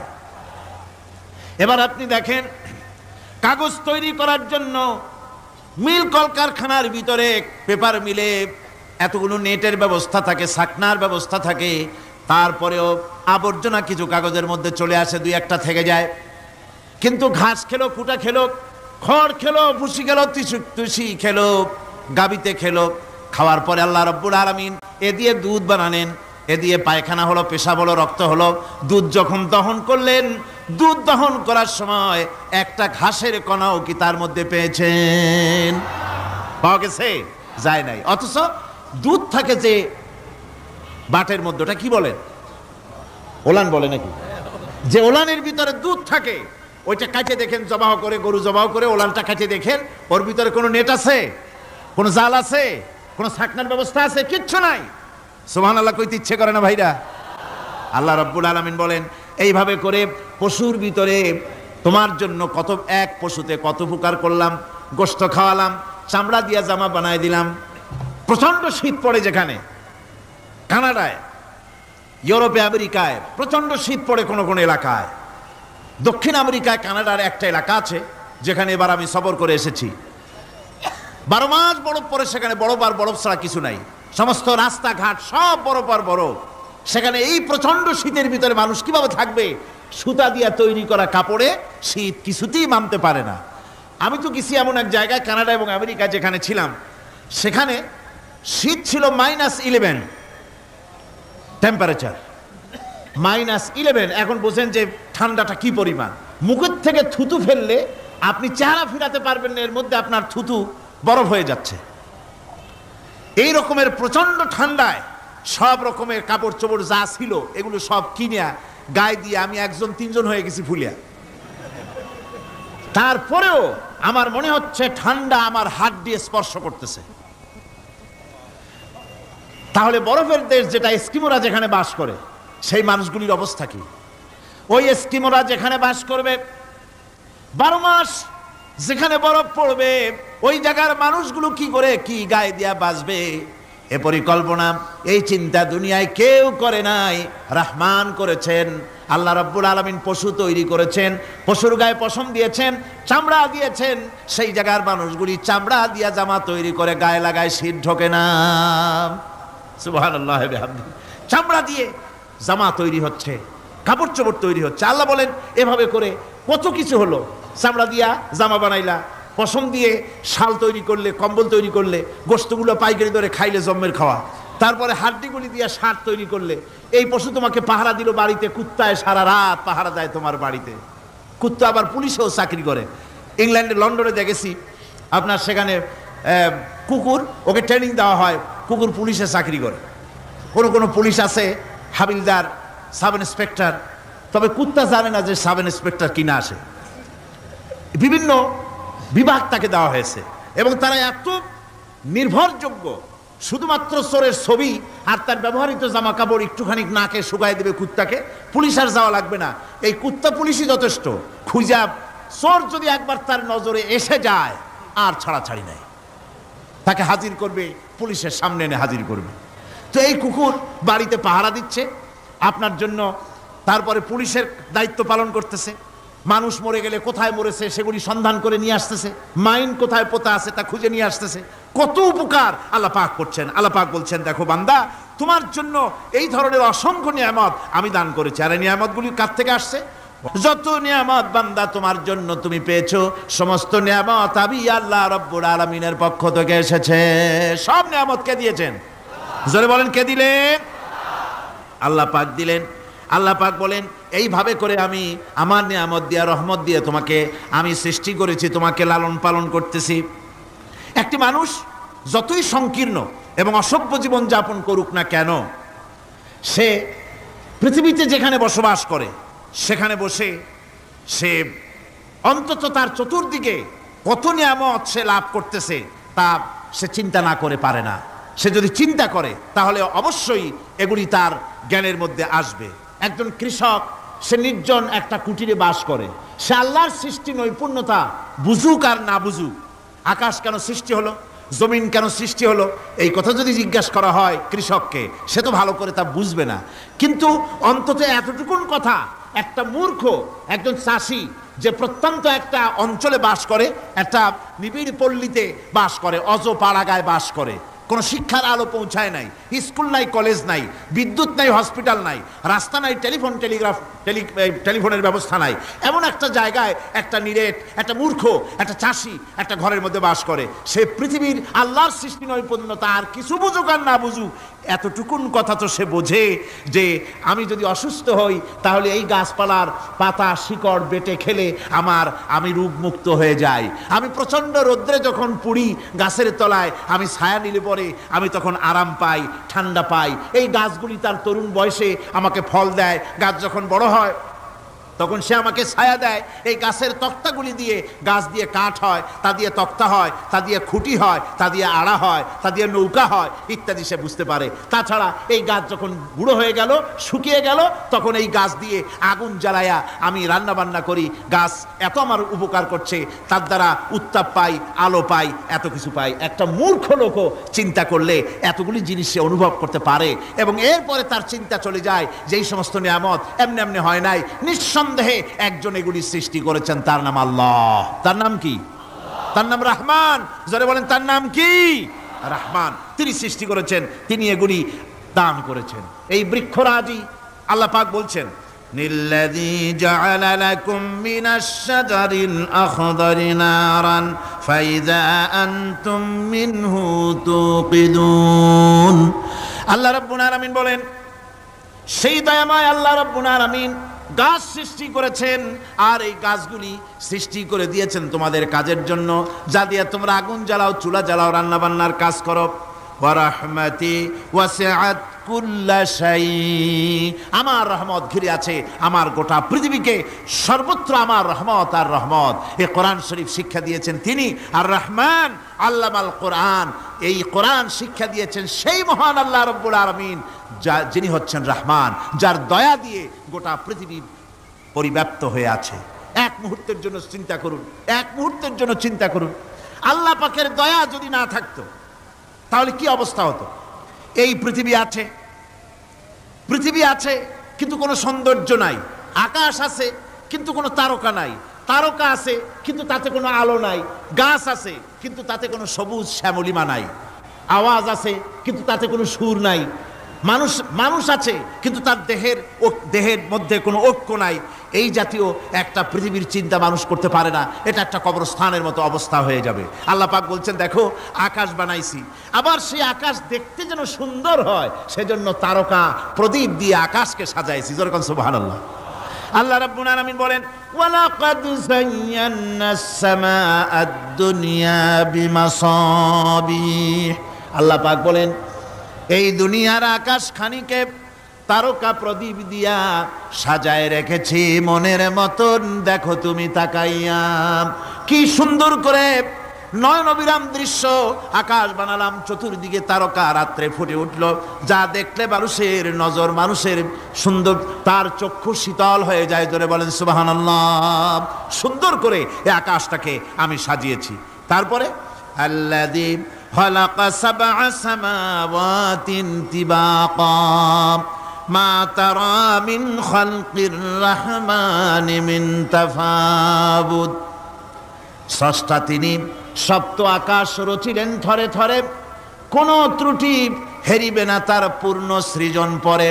চাও তুমি তার সৃষ্টি পানে, দেখো কিছু ভুল চোখ, ফিরাও তোমার নয়ন খানি, ফিরাও তোমার মুখ। অক্ষমহীন দৃষ্টি তোমার সৃষ্টিতে পাবে ফাঁকি, ফিরাও তোমার নয়ন খানি, ফিরাও কাঙ্গালাখি। আল্লাহ পাক বলেন আমার আকাশের দিকে তাকাও, বারবার তাকাও, সূর্যের দিকে তাকাও, চন্দ্রের দিকে তাকাও, গাছপালার দিকে তাকাও, তাকায় দেখো কোনো ভুল আছে নাকি, ভালো করে দেখো কোনো ভুল আছে নাকি। আল্লাহ পাক বলেন আবার তাকাও, দেখতে দেখতে তোমার চক্ষু দুর্বল হয়ে তোমার কাছেই ফিরে আসবে, আমার সৃষ্টি নৈপুণ্যতার ভিতরে কোনো ভুল পাবে না। সুবহানাল্লাহ। একজন দরবেশ সাহেব তিনি একবার এই সূরার পড়তেছিলেন, মুখস্থ তেলাওয়াত করতেছিলেন, একটা গাছের তলায় বসে, একটা বট গাছের তলায় বসে এটা তেলাওয়াত করতেছিলেন। যখন তিনি পড়লেন হাল তারা মিন ফুতুর, আমার সৃষ্টি নৈপুণ্যতার ভিতরে কোনো ভুল পাওয়া যায় নাকি।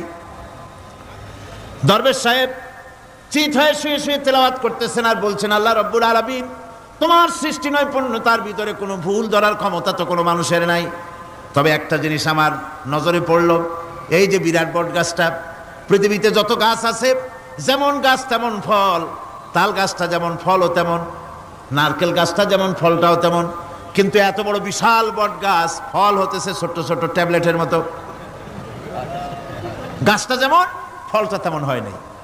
আল্লাহ এটা ভুল না, তুমি বলেছো যে দেখো কোনো ভুল টুল আছে নাকি, তুমি ভুল তো না, আমার চোখে এটা লাগলো, যেমন গাছ তেমন ফল হয় না।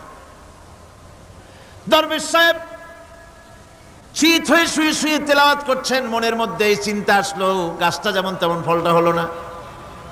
দরবেশ সাহেব বলেন এই চিন্তা করতেছি, হঠাৎ করে একটা দমকা হাওয়া বয়ে গেল, ডালে ডালে বাড়ি লেগে গেল, একটা আদা পাকা বটের ফল অনেক উপর থেকে বৃন্তচ্যুত হয়ে চট করে এসে আমার নাকের উপরে ফট করে পড়ল।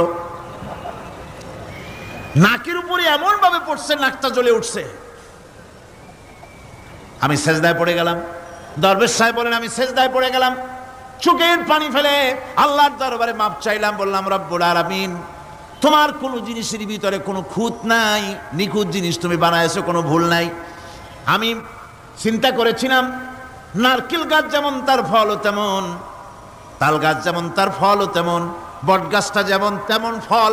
আমার আন্দাজ মতো, আমার চিন্তা মতো যত বড় বট গাছ অত বড় ফলটা যদি হতো, বটের ফলটা যে পজিশন নিয়ে আমার নাকে পড়েছিল, গাছ যেমন ফল তেমন হলো, নাকও যেত, আমার মাথাও যেত। আল্লাহ রাব্বুল আলামিন বলেন দেখো বান্দা আমার সৃষ্টি নৈপুণ্যতার মধ্যে কোনো ভুল পাবে না। সুবহানাল্লাহ ওয়া বিহামদি, কোনো ভুল নাই, বারবার তাকাও, কোনো ভুল পাবে না। আল্লাহ সুবহানাহু ওয়া তাআলা সুন্দর করে বানিয়েছেন, যা দেখবেন শুধু সুন্দর আর সুন্দর। সুবহানাল্লাহ বলেন, শুধুই সুন্দর। ফুলের সৌন্দর্য দেখেন, গাছের সৌন্দর্য দেখেন, জমিনের সৌন্দর্য দেখেন, পাখির সৌন্দর্য দেখেন। আল্লাহ পাক যা বানালেন সবগুলিকে আল্লাহ পাক সুন্দর করে করে সৃষ্টি করেছেন, সব গুছিয়ে গুছিয়ে সুন্দর করে করে বানিয়েছেন, অসুন্দর করে কিছু বানান নাই। ফুল দেখতে কত সুন্দর, ফুলের থেকে ফল হয়, সে ফল হওয়ার জন্য ফুলের পুংকেশর আর স্ত্রী কেশরের মিলন ঘটতে হয়। তো ফুল তো আর চলতে পারে না, এই মিলনটা কেমনে হবে? এই জন্য আল্লাহ পাকের রুচি দেখেন, আল্লাহ পাকের রহমত দেখেন, আল্লাহর কুদরত চিন্তা করুন। সুবহানাল্লাহ বিহামদিহি। ফুল সুন্দর জিনিস, ফুলের চাইতে আর কিছু সুন্দর আছে নাকি? এত সুন্দর ফুল, এই পুংকেশর এবং স্ত্রী কেশরের বিনিময়টা কে করবে? এইটা করার জন্য আল্লাহ পাক এই দায়িত্ব তেলাপোকাকে দেন নাই, দিছেন নাকি? আরশোলাকে দিছেন, সার পোকাকে দিছেন, উই পোকাকে দিছেন, তাতে ফুলের ইজ্জত নয়। ফুল যেমন সুন্দর, আল্লাহর রুচি, আল্লাহ রাব্বুল আলামিনের সৌন্দর্য বোধ কত বিরাট, কত মহান আল্লাহ পাক। ফুল যেমন সুন্দর, ওই সুন্দর ফুলের উপরে তেলাপোকা পড়লে ফুলের সৌন্দর্য নষ্ট হবে। এজন্য আল্লাহ পাক ফুল যেমন সুন্দর, ওই পুংকেশর আর স্ত্রী কেশরের মিলন ঘটাবার জন্য রব্বুল আলামিন সুন্দর প্রজাপতির ব্যবস্থা করেছেন। ফুল যেমন সুন্দর, প্রজাপতিও সুন্দর। প্রজাপতির ডানায় কোন শিল্পী কোন তুলি দিয়ে এত রং লাগালো! সুবহানাল্লাহ বিহামদিহি, সুবহানাল্লাহ বিহামদিহি। কি সুন্দর প্রজাপতি আল্লাহ তৈরি করলেন। আল্লাহ পাক বলছেন, এমনি সুন্দর করে বানালাম, মানুষ বানাইছি, সে মানুষের সৌন্দর্য দেখো। দুইটা চোখ দিলাম দেখার জন্য। চোখ কি জন্যে? এখন এই চোখ দুটা যদি কুমিরের মতো আল্লাহ গোল বানাই দিতেন, চোখ গোল এইরকম কুমিরের মতো দেখতে বিশ্রী হতো। চোখ দুটোকে আল্লাহ টানা টানা করেছেন, চোখের উপরে ভুরু লাগিয়েছেন, তাতে আবার পশম দিয়েছেন, চোখে পিসি দিয়েছেন, চোখের ভিতরে মণিটা কালো করেছেন, তার চতুর্দিকে সাদা অংশকে নীলাভ করেছেন যাতে কালোটা আরো ফুটে ওঠে। সুবহানাল্লাহ বিহামদিহি। কত সৌন্দর্য আল্লাহ রাব্বুল আলামিন মানুষকে দিয়েছেন। আল্লাহর রহমতের ওয়াজ সারা বছর করলেও তো ফুরাবে না, এত রহমত, এত দয়া আল্লাহ সুবহানাহু ওয়া তাআলা। মানুষ আল্লাহ কি সুন্দর করে বানালেন। একবার একজন দরবেশ সাহেব রাস্তা দিয়ে যাচ্ছেন, প্রতিমধ্যে তিনি দেখতে পেলেন নদী থেকে এক কলসি পানি নিয়ে এক যুবতী সুন্দরী মেয়ে রাস্তা বেয়ে যেতেছে। দরবেশ সাহেব দাঁড়ায় গেলেন আর ওই যুবতীর দিকে এক নজরে তাকায় আছেন, চোখে পলক দেয় না। এরপরে যুবতী থমকে দাঁড়ায় গেল। আধা বুড়া মানুষ, দাড়ি অর্ধেক পাইকে গেছে, দেখতে দেখায় খুব বুজুর্গ মানুষ, কিন্তু রাস্তায় আমার একা পাইয়া এমনি করে তাকিয়ে আছে আর চোখ দিয়েও তো পানি পড়ে। ব্যাপারটা কি? দরবেশ কাঁদে কেন? প্রতিমধ্যে আমাকে একা পেয়ে দরবেশ কাঁদে কেন, তাকিয়ে আছে কেন? মহিলার চিন্তা জাগলো। শেখ সাদী রহমতুল্লাহ আলাইহি ঘটনা লিখেছেন, বাংলা কবিতার অনুবাদ করেছেন। একদা সুখদায়ক প্রমোদা বদন, দর্শন করি মম ঝরিল নয়ন। হেসে কহে সেরূপসী সবিস্ময় মন, কহ দেখি মহাশয় কহ কি কারণ। বিষয় বিরাগী তুমি ভুবনে প্রচার, কি হেতু জন্মিল তব মানস বিকার। যুবতী মেয়েটি বলছে, ওগো দরবেশ সাহেব, হুজুর সাহেব, আমি একটা যুবতী মেয়ে লোক, রাস্তায় আমাকে একা পেয়ে আপনি আমার দিকে তাকায় আছেন আর কাঁদতেছেন। এই বৃদ্ধ বয়সে ভীমরতি হলে কেন?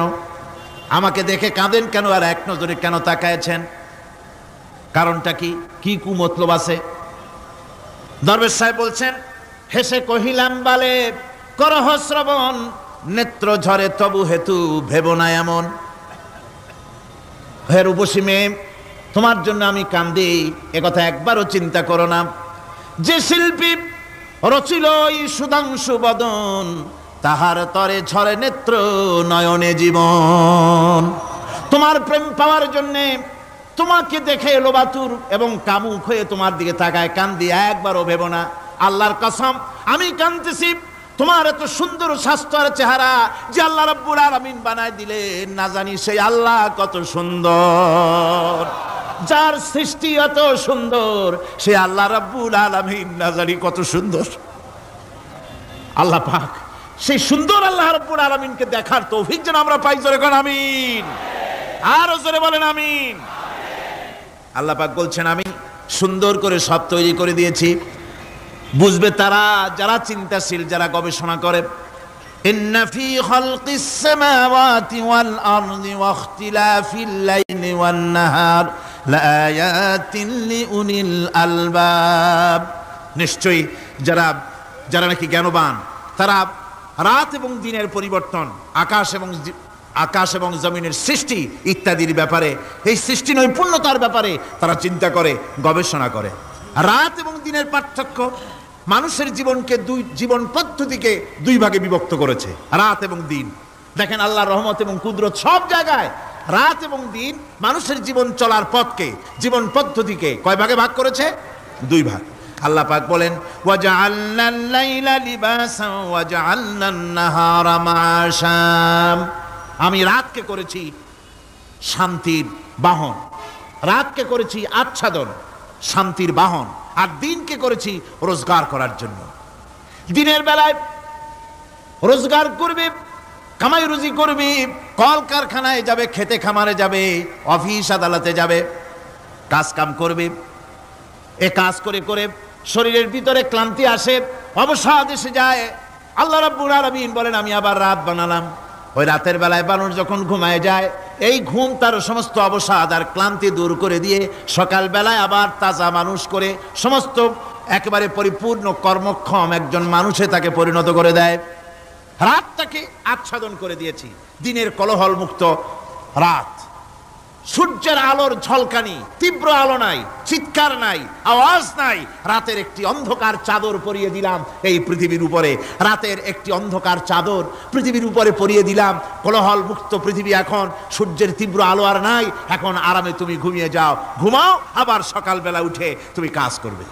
আল্লাহ পাক বলেন আমি এভাবে ومن رحمته جعل لكم الليل والنهار لتسكنوا فيه ولتبتغوا من فضله।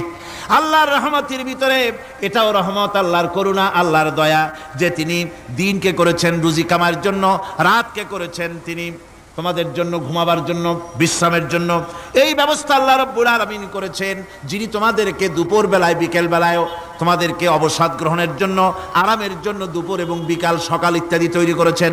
কোরআন শরীফের ভিতরে আল্লাহ পাক এই সমস্ত কথাগুলি ব্যাখ্যা সহকারে বলে দিচ্ছেন যে আমার রহমত ওয়াসিআত রাহমাতি কুল্লে সেই, সমস্ত জিনিসের চতুর্দিকে তুমি যেখানে আছো তার চতুর্দিক, আকাশ এবং জমিন, আমার রহমত তোমাকে ঘিরে রেখেছে। এ কোরআন নাজিল করেছেন সেই আল্লাহ, সেই রহমান যার দয়া সর্বত্র ছড়িয়ে আছে। আল্লাহ পাক বলছেন এরপরে তোমাকে সৃষ্টি করলাম, জমিন সৃষ্টি করলাম খাবারের জন্য। আমার রহমতের বিষয়টা দেখো, আমি এমন দয়াবান, এমন মেহেরবান। এবার তোমার খাবারের জরুরত হলো তুমি কি খাবে, সেজন্য এই জমিনে ফসলের ব্যবস্থা আমি আল্লাহ করেছি। জোরে বলেন সুবহানাল্লাহ। জমিন শুকায় গেছে, বৈশাখ মাসের, জ্যৈষ্ঠ মাসের প্রচন্ড রৌদ্রের তাপে জমিন শুকায় গেছে। এই জমিনে তুমি ফসল ফলাবে কি করে যদি না পানি দিয়ে জমিনটারে ভিজায় দেই? আল্লাহ বলেন জমিন ভিজাবার দায়িত্ব আমি নিলাম। আল্লাহুল্লাযী আরসালার রিয়াহা ফাতুসিরু সাহাবা, সমুদ্রের পানি, লবণাক্ত পানিগুলি বাষ্পীয় আকারে উত্থিত হয়ে যায়, মেঘমালায় পরিণত হয়ে যায়। বাতাসকে বলি এই মেঘকে টেনে নিয়ে যাও অমুক জায়গার উপরে, মেঘ চলে এলো। আল্লাহ বলেন ফাসুকনাহু ইলা বালাদিম মাইয়িতিন ফাআহইয়ানা বিহিল আরদা বাদা মাউতিহা কাযালিকান নুশুর। আল্লাহ পাক বলছেন বৃষ্টির পানি পড়লো, মরা জমিন জিন্দা হয়ে গেল। এই মরা জমিন জিন্দা হলো। এরপরে তুমি বীজ বপন করলে, ধান বপন করলে, গম বপন করলে, মাটির খাসলাত হলো সব পচায় দেওয়া। মাটির খাসলাত কি কথা বুঝেন না? মাটির ধর্মটা কি? পচায় দেওয়া। যা রাখেন পচে যাবে, লোহা রাখেন জং ধরে যাবে, পাথর রাখেন আস্তে আস্তে, এ ধরনের যেসব জিনিস রাখেন আস্তে আস্তে করে ধ্বংস হয়ে যাবে, পচে যাবে। ওই মাটির ভিতরে ধান এবং গম, আপনার ফসল, আপনার খাদ্য, আপনার রিজিককে আমানত করে দিলেন। আল্লাহ পাক ওটাকে হেফাজত করলেন। এরপরে ওর ভিতর থেকে পাতা অঙ্কুরিত হয়ে বেরিয়ে এলো। এখন কেউ যদি বলে আল্লাহ যদি পানি না দেন, আল্লাহ যদি বৃষ্টিটা না দেন, তাহলে আমার অসুবিধাটা কি? আল্লাহ বলেন দেখো বৃষ্টিটা তো আমি দিলাম। বৃষ্টিটা কে দিলেন? আল্লাহ পাক বলেন আফারাআইতুমুল মাআল্লাযী তাশরাবুন আআনতুম আনজালতুমুহু মিনাল মুজনি আম নাহনুল মুনজিলুন। তোমরা যে পানি পান করো, আকাশ থেকে এই পানিটা কে বর্ষণ করে? তুমি করো না আমি করি? কে করে জোরে কন? আল্লাহ পাক বলছেন আমি পানি বর্ষণ করি। সেই পানিটা এই যে বঙ্গোপসাগরের পানি, আপনাদের কর্ণফুলীর পানি, মিষ্টি না নোনা? কি পানি জোরে কন? এই নোনা পানি আকাশে উঠলো। আল্লাহ পাক বলেন ইচ্ছে যদি করতাম লাউ নাশাউ জাআলনাহু জাজান ফালাউলা তাশকুরুন। পানি উঠালাম নোনা পানি, ইচ্ছে করলে লবণাক্ত অবস্থায় অবতীর্ণ করে দিতে পারতাম, জমিনের ফসল সব নষ্ট হয়ে যেত। কিন্তু আমি নোনা পানি উঠাইয়া ওই পানিগুলিকে মিষ্টি করে আমি নাজিল করে জোরে কান সুবহানাল্লাহ, মিষ্টি পানি অবতীর্ণ করে দিলাম। এখন মানুষ বলে আল্লাহ পানি না দিলে কি হইতো? আমাদের খাল আছে, বিল আছে, সাগর আছে, নদী আছে, পুকুর আছে, হাওড় আছে, টিউবওয়েল আছে, ডিপ টিউবওয়েল আছে, আল্লাহ বৃষ্টি না দিলে তো কি হয়ে গেল আমাদের?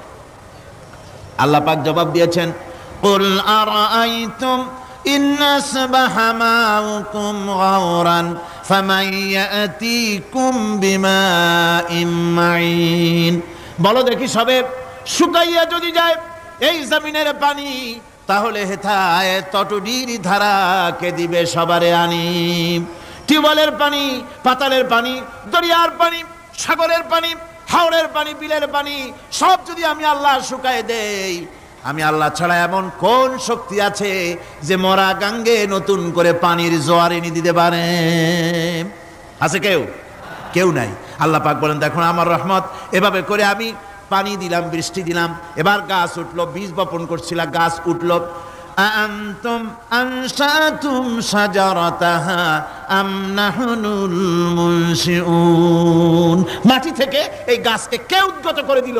হয় বেটা, কে দিল? তুমি দিছো না আমি দিয়েছি? কে দিয়েছে জোরে কর, জোরে চিল্লা এখন কে দিল?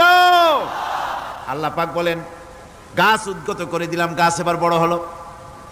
এই গাছ আল্লাহ রাব্বুল আলামিন এই গাছ তৈরি করলেন। এই গাছ শুধু আপনার জ্বালানি দেয় না, গাছ শুধু ফল দেয় না, এই গাছ মানুষের জন্য, গাছ হচ্ছে বন্ধু। মানুষের জন্য গাছ কি জোরে কোন? কি বন্ধু। সেই বন্ধুরে জন্মের কাটা কাটবেন নাকি? এই গাছ তৈরি হচ্ছে, গাছ বন্ধু কি করে? গাছ বন্ধু হচ্ছে আমরা যে শ্বাস প্রশ্বাস নেই, মুখের থেকে নাকের থেকে যে শ্বাসটা ফেলি, সেটা হচ্ছে আমরা গ্রহণ করি বাতাস থেকে অক্সিজেন, ছেড়ে দেয় কার্বন ডাই অক্সাইড। এটা হচ্ছে বিষ। এটা কি? আমরা নিলাম পরিশুদ্ধ অক্সিজেন, নিলাম, ছেড়ে দিলাম এটাকে বিষ করে, এই বিষটা ছড়িয়ে গেল। এখন এই বিষ যদি আল্লাহ পরিশুদ্ধ করার কোনো ফ্যাক্টরি না বানাতেন, তাহলে পৃথিবীর সমস্ত প্রাণী মরে যেত। সুবহানাল্লাহ কইতে ইচ্ছে করে না? আল্লাহ পাক কি ব্যবস্থাটা করলেন! কোন দুনিয়ায় ফ্যাক্টরি নাই মানুষ যে বিষাক্ত করে দেয় আবহাওয়াকে, সেটাকে রিফাইন করার ব্যবস্থা মানুষের কাছে নাই। আল্লাহ ব্যবস্থা করেছেন কি? আল্লাহ পাক গাছ বানায় দিলেন, গাছের সবুজ শ্যামল রং, ঘাসের সবুজ শ্যামল রং, তার খাদ্য হতেছে আপনি যেটা ছেড়ে দেন, আপনার জন্য যেটা বিষ সেটা হচ্ছে তার জন্য খাদ্য। কার্বন ডাই অক্সাইড গাছ টেনে নেয়, সারা রাত টানতে থাকে, অক্সিজেন থেকে বাতাস থেকে সারা রাত টানতে থাকে, কার্বন ডাই অক্সাইড খাবার হিসাবে সে টেনে নেয়। আর দিনের বেলা যখন রোদ ওঠে, সূর্যের উত্তাপ আর গাছের সবুজ রং দুটোতে মিলে এক প্রকারের রন্ধন ক্রিয়া হয়, রাঁধা হয়।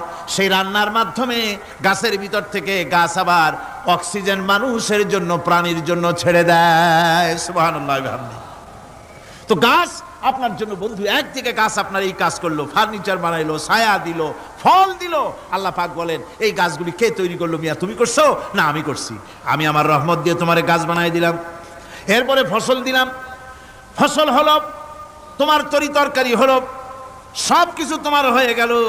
এবার ফসল দেখা মানুষে যখন দেখে জমিনে বড় বড় ধানের গোছা হয়েছে, মোটা মোটা ধানের গোছা হয়েছে, মোছে তখন তেল মাখে আর নতুন নতুন গানের আয়োজন করে।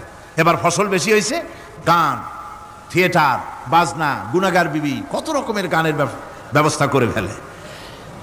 জমিনে ফসল আর মোছে তেল মাখে আনন্দে।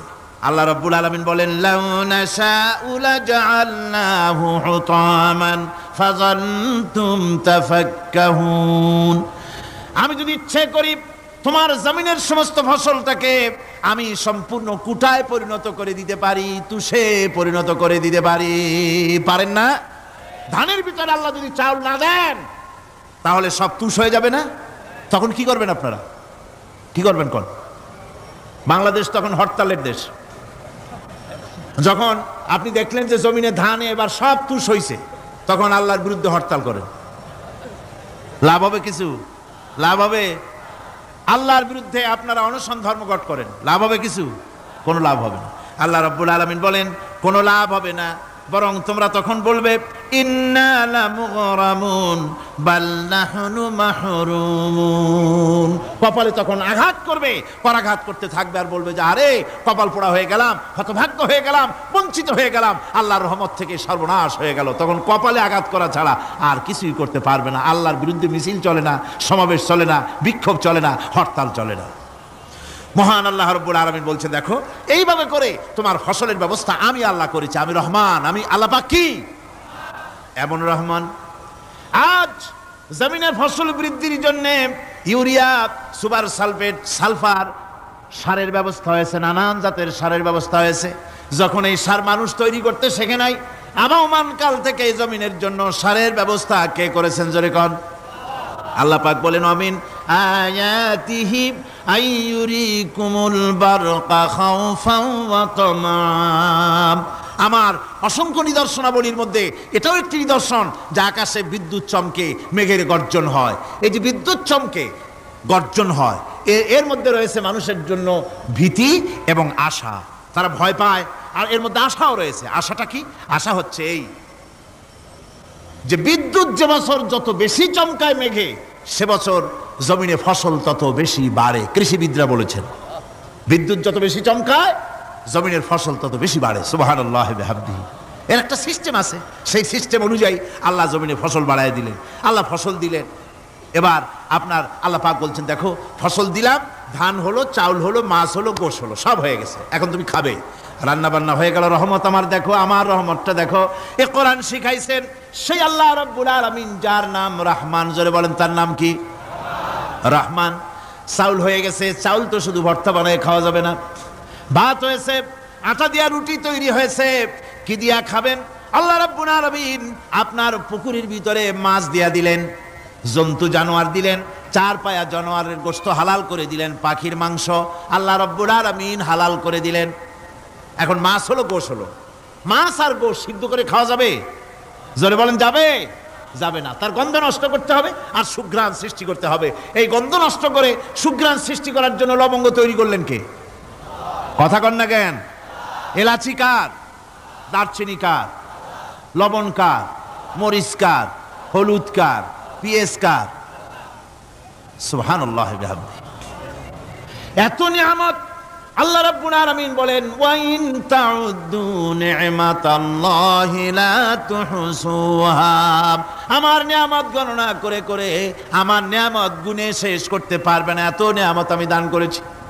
এরপরে তরি তরকারি হলো, মাছ গোশ খেতে খেতে অস্থির হয়ে যাবে, তারপরে তরি তরকারি দিলাম, শাক সবজি দিলাম, সব কিছু আমি আল্লাহ রাব্বুল আলামিন দিয়েছি। আমার নাম রহমান, তোমার সমস্ত প্রয়োজন আমি দিয়েছি, মিটাই দিয়েছি। এবার তরি তরকারি হলো আর মানুষ তরি তরকারি খাইলো, আল্লাহ শুকর আদায় করলো না। শুকর আদায় করে? করে না। এত সুন্দর মজার কদু, সেই কদু খায়, আর কদু খাইয়া মোসে তাও মারে আর বলে স্বাদের লাউ বানাইলো বৈরাগী। আল্লাহ শুকর আদায় করে, আল্লাহর নিয়ামতের শুকরিয়া আদায় করে না। আমার ভাইয়েরা, আল্লাহ রাব্বুল আলামিন বলেন এই পৃথিবীর আমি রহমান, কোরআন আমি শিখাইছি আমি রহমান। এমন রহমান শুধু মানুষকে খাবার দেই না, এই পৃথিবীর সকল প্রাণীকে আমি খাবার দেই। জোরে কোন সুবহানাল্লাহ। সকল প্রাণীর খাবার কে দেন? ওয়ামা মিন দাব্বাতিন ফিল আরদি ইল্লা আলাল্লাহি রিজকুহা। এই পৃথিবীর বুকে এমন কোন বিচরণশীল জীব নাই যে জীবের রিজকের দায়িত্ব আমি আল্লাহ গ্রহণ করি নাই। সমস্ত রিজকের দায়িত্ব কে নিয়েছেন? চিল্লায় এখন আল্লাহ সুবহানাহু ওয়া তাআলা। আচ্ছা আপনি কোন তো দেখি, একজন জমিদার, একজন বড় লোক, চৌধুরী, খুব বড় লোক, তার বাড়িতে 20 জন লোক গেছে রাতের বেলায়। 20 জন লোক গিয়ে মেহমান হইল। মেহমান হইয়া তারা বলতেছে সাহেব আমরা তো মেহমান, আমি এক একজন এক এক রকমের খাবার চাইলো। একজনে বললো আমি হরিণ খাবো, আর একজনে কয় আমি মুরগি খাবো, আর একজনে বললো আমি খরগোশ খাবো, আর একজনে বললো আমি হাতি খাবো, আর একজনে বললো আমি ছাগল খাবো। 20 জন মানুষে 20 রকমের খাবার চাইলো। একজনে কয় বোয়াল মাছ খাবো, আর একজনে কয় রুই মাছ খাবো। 20 জনে 20 রকমের খাবার দাবি করলো। বলেন জমিদার তো বাড়ির ধারে, জমিদারের বাপ, সেও কি পারবে 20 জনকে 20 রকমের খাবার পরিবেশন করতে? কোনো প্রস্তুতি ছাড়া পারবে? পারবে না। কোনো প্রস্তুতি ছাড়া, কোনো প্রস্তুতি ছাড়া জমিদার হোক রাজা বাদশাহ হোক 20 জন মানুষের খাবার 20 রকমের দিতে পারে না। আর আল্লাহ এমন রহমান, এই পৃথিবীর লক্ষ কোটি কোটি জাতির প্রাণীকে কোটি কোটি রকমের খাবার আল্লাহ রব্বুল আলামিন পরিবেশন করতেছেন। সাপের খাবার একরকম, ব্যাঙের খাবার আর এক রকম। ব্যাঙে যা খায় সাপে তা খায় না, সাপে যা খায় ব্যাঙে তা খায় না। হাতির খাবার, গন্ডারের খাবার, ভল্লুকের খাবার, বাঘের খাবার, সিংহের খাবার, মানুষের খাবার, ছাগলের খাবার, মুরগির খাবার, মশার খাবার, সারপোকার খাবার, সমস্ত খাবার ভিন্ন ভিন্ন। আবার সমস্ত খাবারের মজা আল্লাহ রাব্বুল আলামিন আলাদা আলাদা করে দিয়েছেন। এমন রহমান, আপনার পেট ভরবেন শুধু স্বাস্থ্য বানাবার জন্য, পেট ভরে খাওয়া দরকারটা ছিল। আল্লাহ পাক দেখলেন যে না, শুধু পেট ভরলে তো এরকম খাইতে চাইবে না, তাই আল্লাহ রাব্বুল আলামিন জিহ্বা দিয়ে দিলেন যাতে করে মজা লাগে আর খায়। সব রকমের মজা, এক এক গোশতে, এক এক মাছে, এক এক তরকারিতে এক এক রকম মজা। না সব রকম মজা, সব একরকম মজা, ভিন্ন ভিন্ন রকমের মজা। আল্লাহ পাক বলেন আমি রহমান, দেখো আমি কিভাবে খাওয়াই। ওয়া কাইয়্যিম মিন দাব্বাতিন লা তাহমিলু রিজকুহা আল্লাহু ইয়ারযুকুহা ওয়া ইয়্যাকুম। এই পৃথিবীতে এমন অনেক বিচরণশীল জীব আছে যে জীবীরা, যে প্রাণীরা নিজের জন্য কোনো সঞ্চয় করে না, সঞ্চয় করে শুধুমাত্র পৃথিবীর মানুষ। আর পিঁপড়ায় কিছু সঞ্চয় করে। অন্যান্য বহু প্রাণী আছে যাদের কোনো সঞ্চয় নাই। কি বলেন, পাতিশিয়ালের কোনো ব্যাংকে অ্যাকাউন্ট আছে নাকি? না।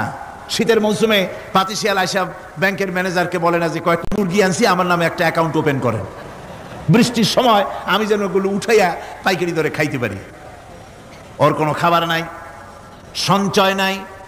এ ধরনের পাখির সঞ্চয় নাই, পশুর সঞ্চয় নাই।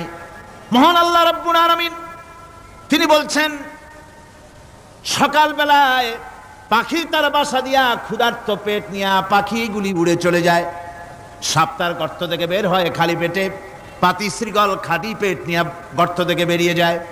তিমির মতো অত বড় প্রকাণ্ড প্রাণী, হাতির মতো প্রকাণ্ড প্রাণী, গরিলা, শিম্পাঞ্জি, ওরাংওটাং, পিঁপড়া থেকে শুরু করে নিয়ে প্রকাণ্ড তিমি পর্যন্ত সমস্ত প্রাণীগুলি সকালবেলায় খালি পেটে বেরিয়ে যায়। সারাদিন ঘোরাঘুরির পর আল্লাহ সুবহানাহু ওয়া তাআলা বলেন, সন্ধ্যাবেলায় সমস্ত প্রাণীর পেটগুলি ভরে আমি আল্লাহ তাদের বাসায় ফিরাইয়া দেই। আমি রহমান, এভাবে করি আমি আল্লাহ রাব্বুল আলামিন খাবারের বন্দোবস্ত করি, পড়ার বন্দোবস্ত করি, থাকার ব্যবস্থা করি। ইয়া আইয়ুহান নাসু যকুরু নি'মাতাল্লাহি আলাইকুম হাল মিন খালিকিন গায়রুল্লাহ ইয়ারযুকুকুম মিনাস সামাই ওয়াল আরদ। ও পৃথিবীর মানুষেরা, ওই আল্লাহর স্মরণ করো, আল্লাহর নিয়ামতের শুকরিয়া আদায় করো যে আল্লাহ তোমাকে আকাশ থেকে জমিন থেকে রিজিক দেন। ওই আল্লাহ ছাড়া আছে কি কেউ যে তোমাকে আকাশ থেকে রিজিক দেয়, জমিন থেকে রিজিক দেয়? লা ইলাহা ইল্লা হুয়া ফাআন্না তুফাকুন। ওই আল্লাহ ছাড়া কোনো ইলাহা নাই, কেন তোমরা বিভ্রান্ত হও? সেই আল্লাহর দিকে ফিরে আসো। আল্লাহ বলছেন, এভাবে আমি সমস্ত পৃথিবীর মানুষের রুজি রুটির বন্দোবস্ত করি, সমস্ত প্রাণীর রুজি রুটির ব্যবস্থা করি। আমি সেই রহমান। সুবহানাল্লাহ বিহামদিহি। ওয়া ইলাহুকুম ইলাহু ওয়াহিদ লা ইলাহা ইল্লা হুয়ার রহমানুর রহিম।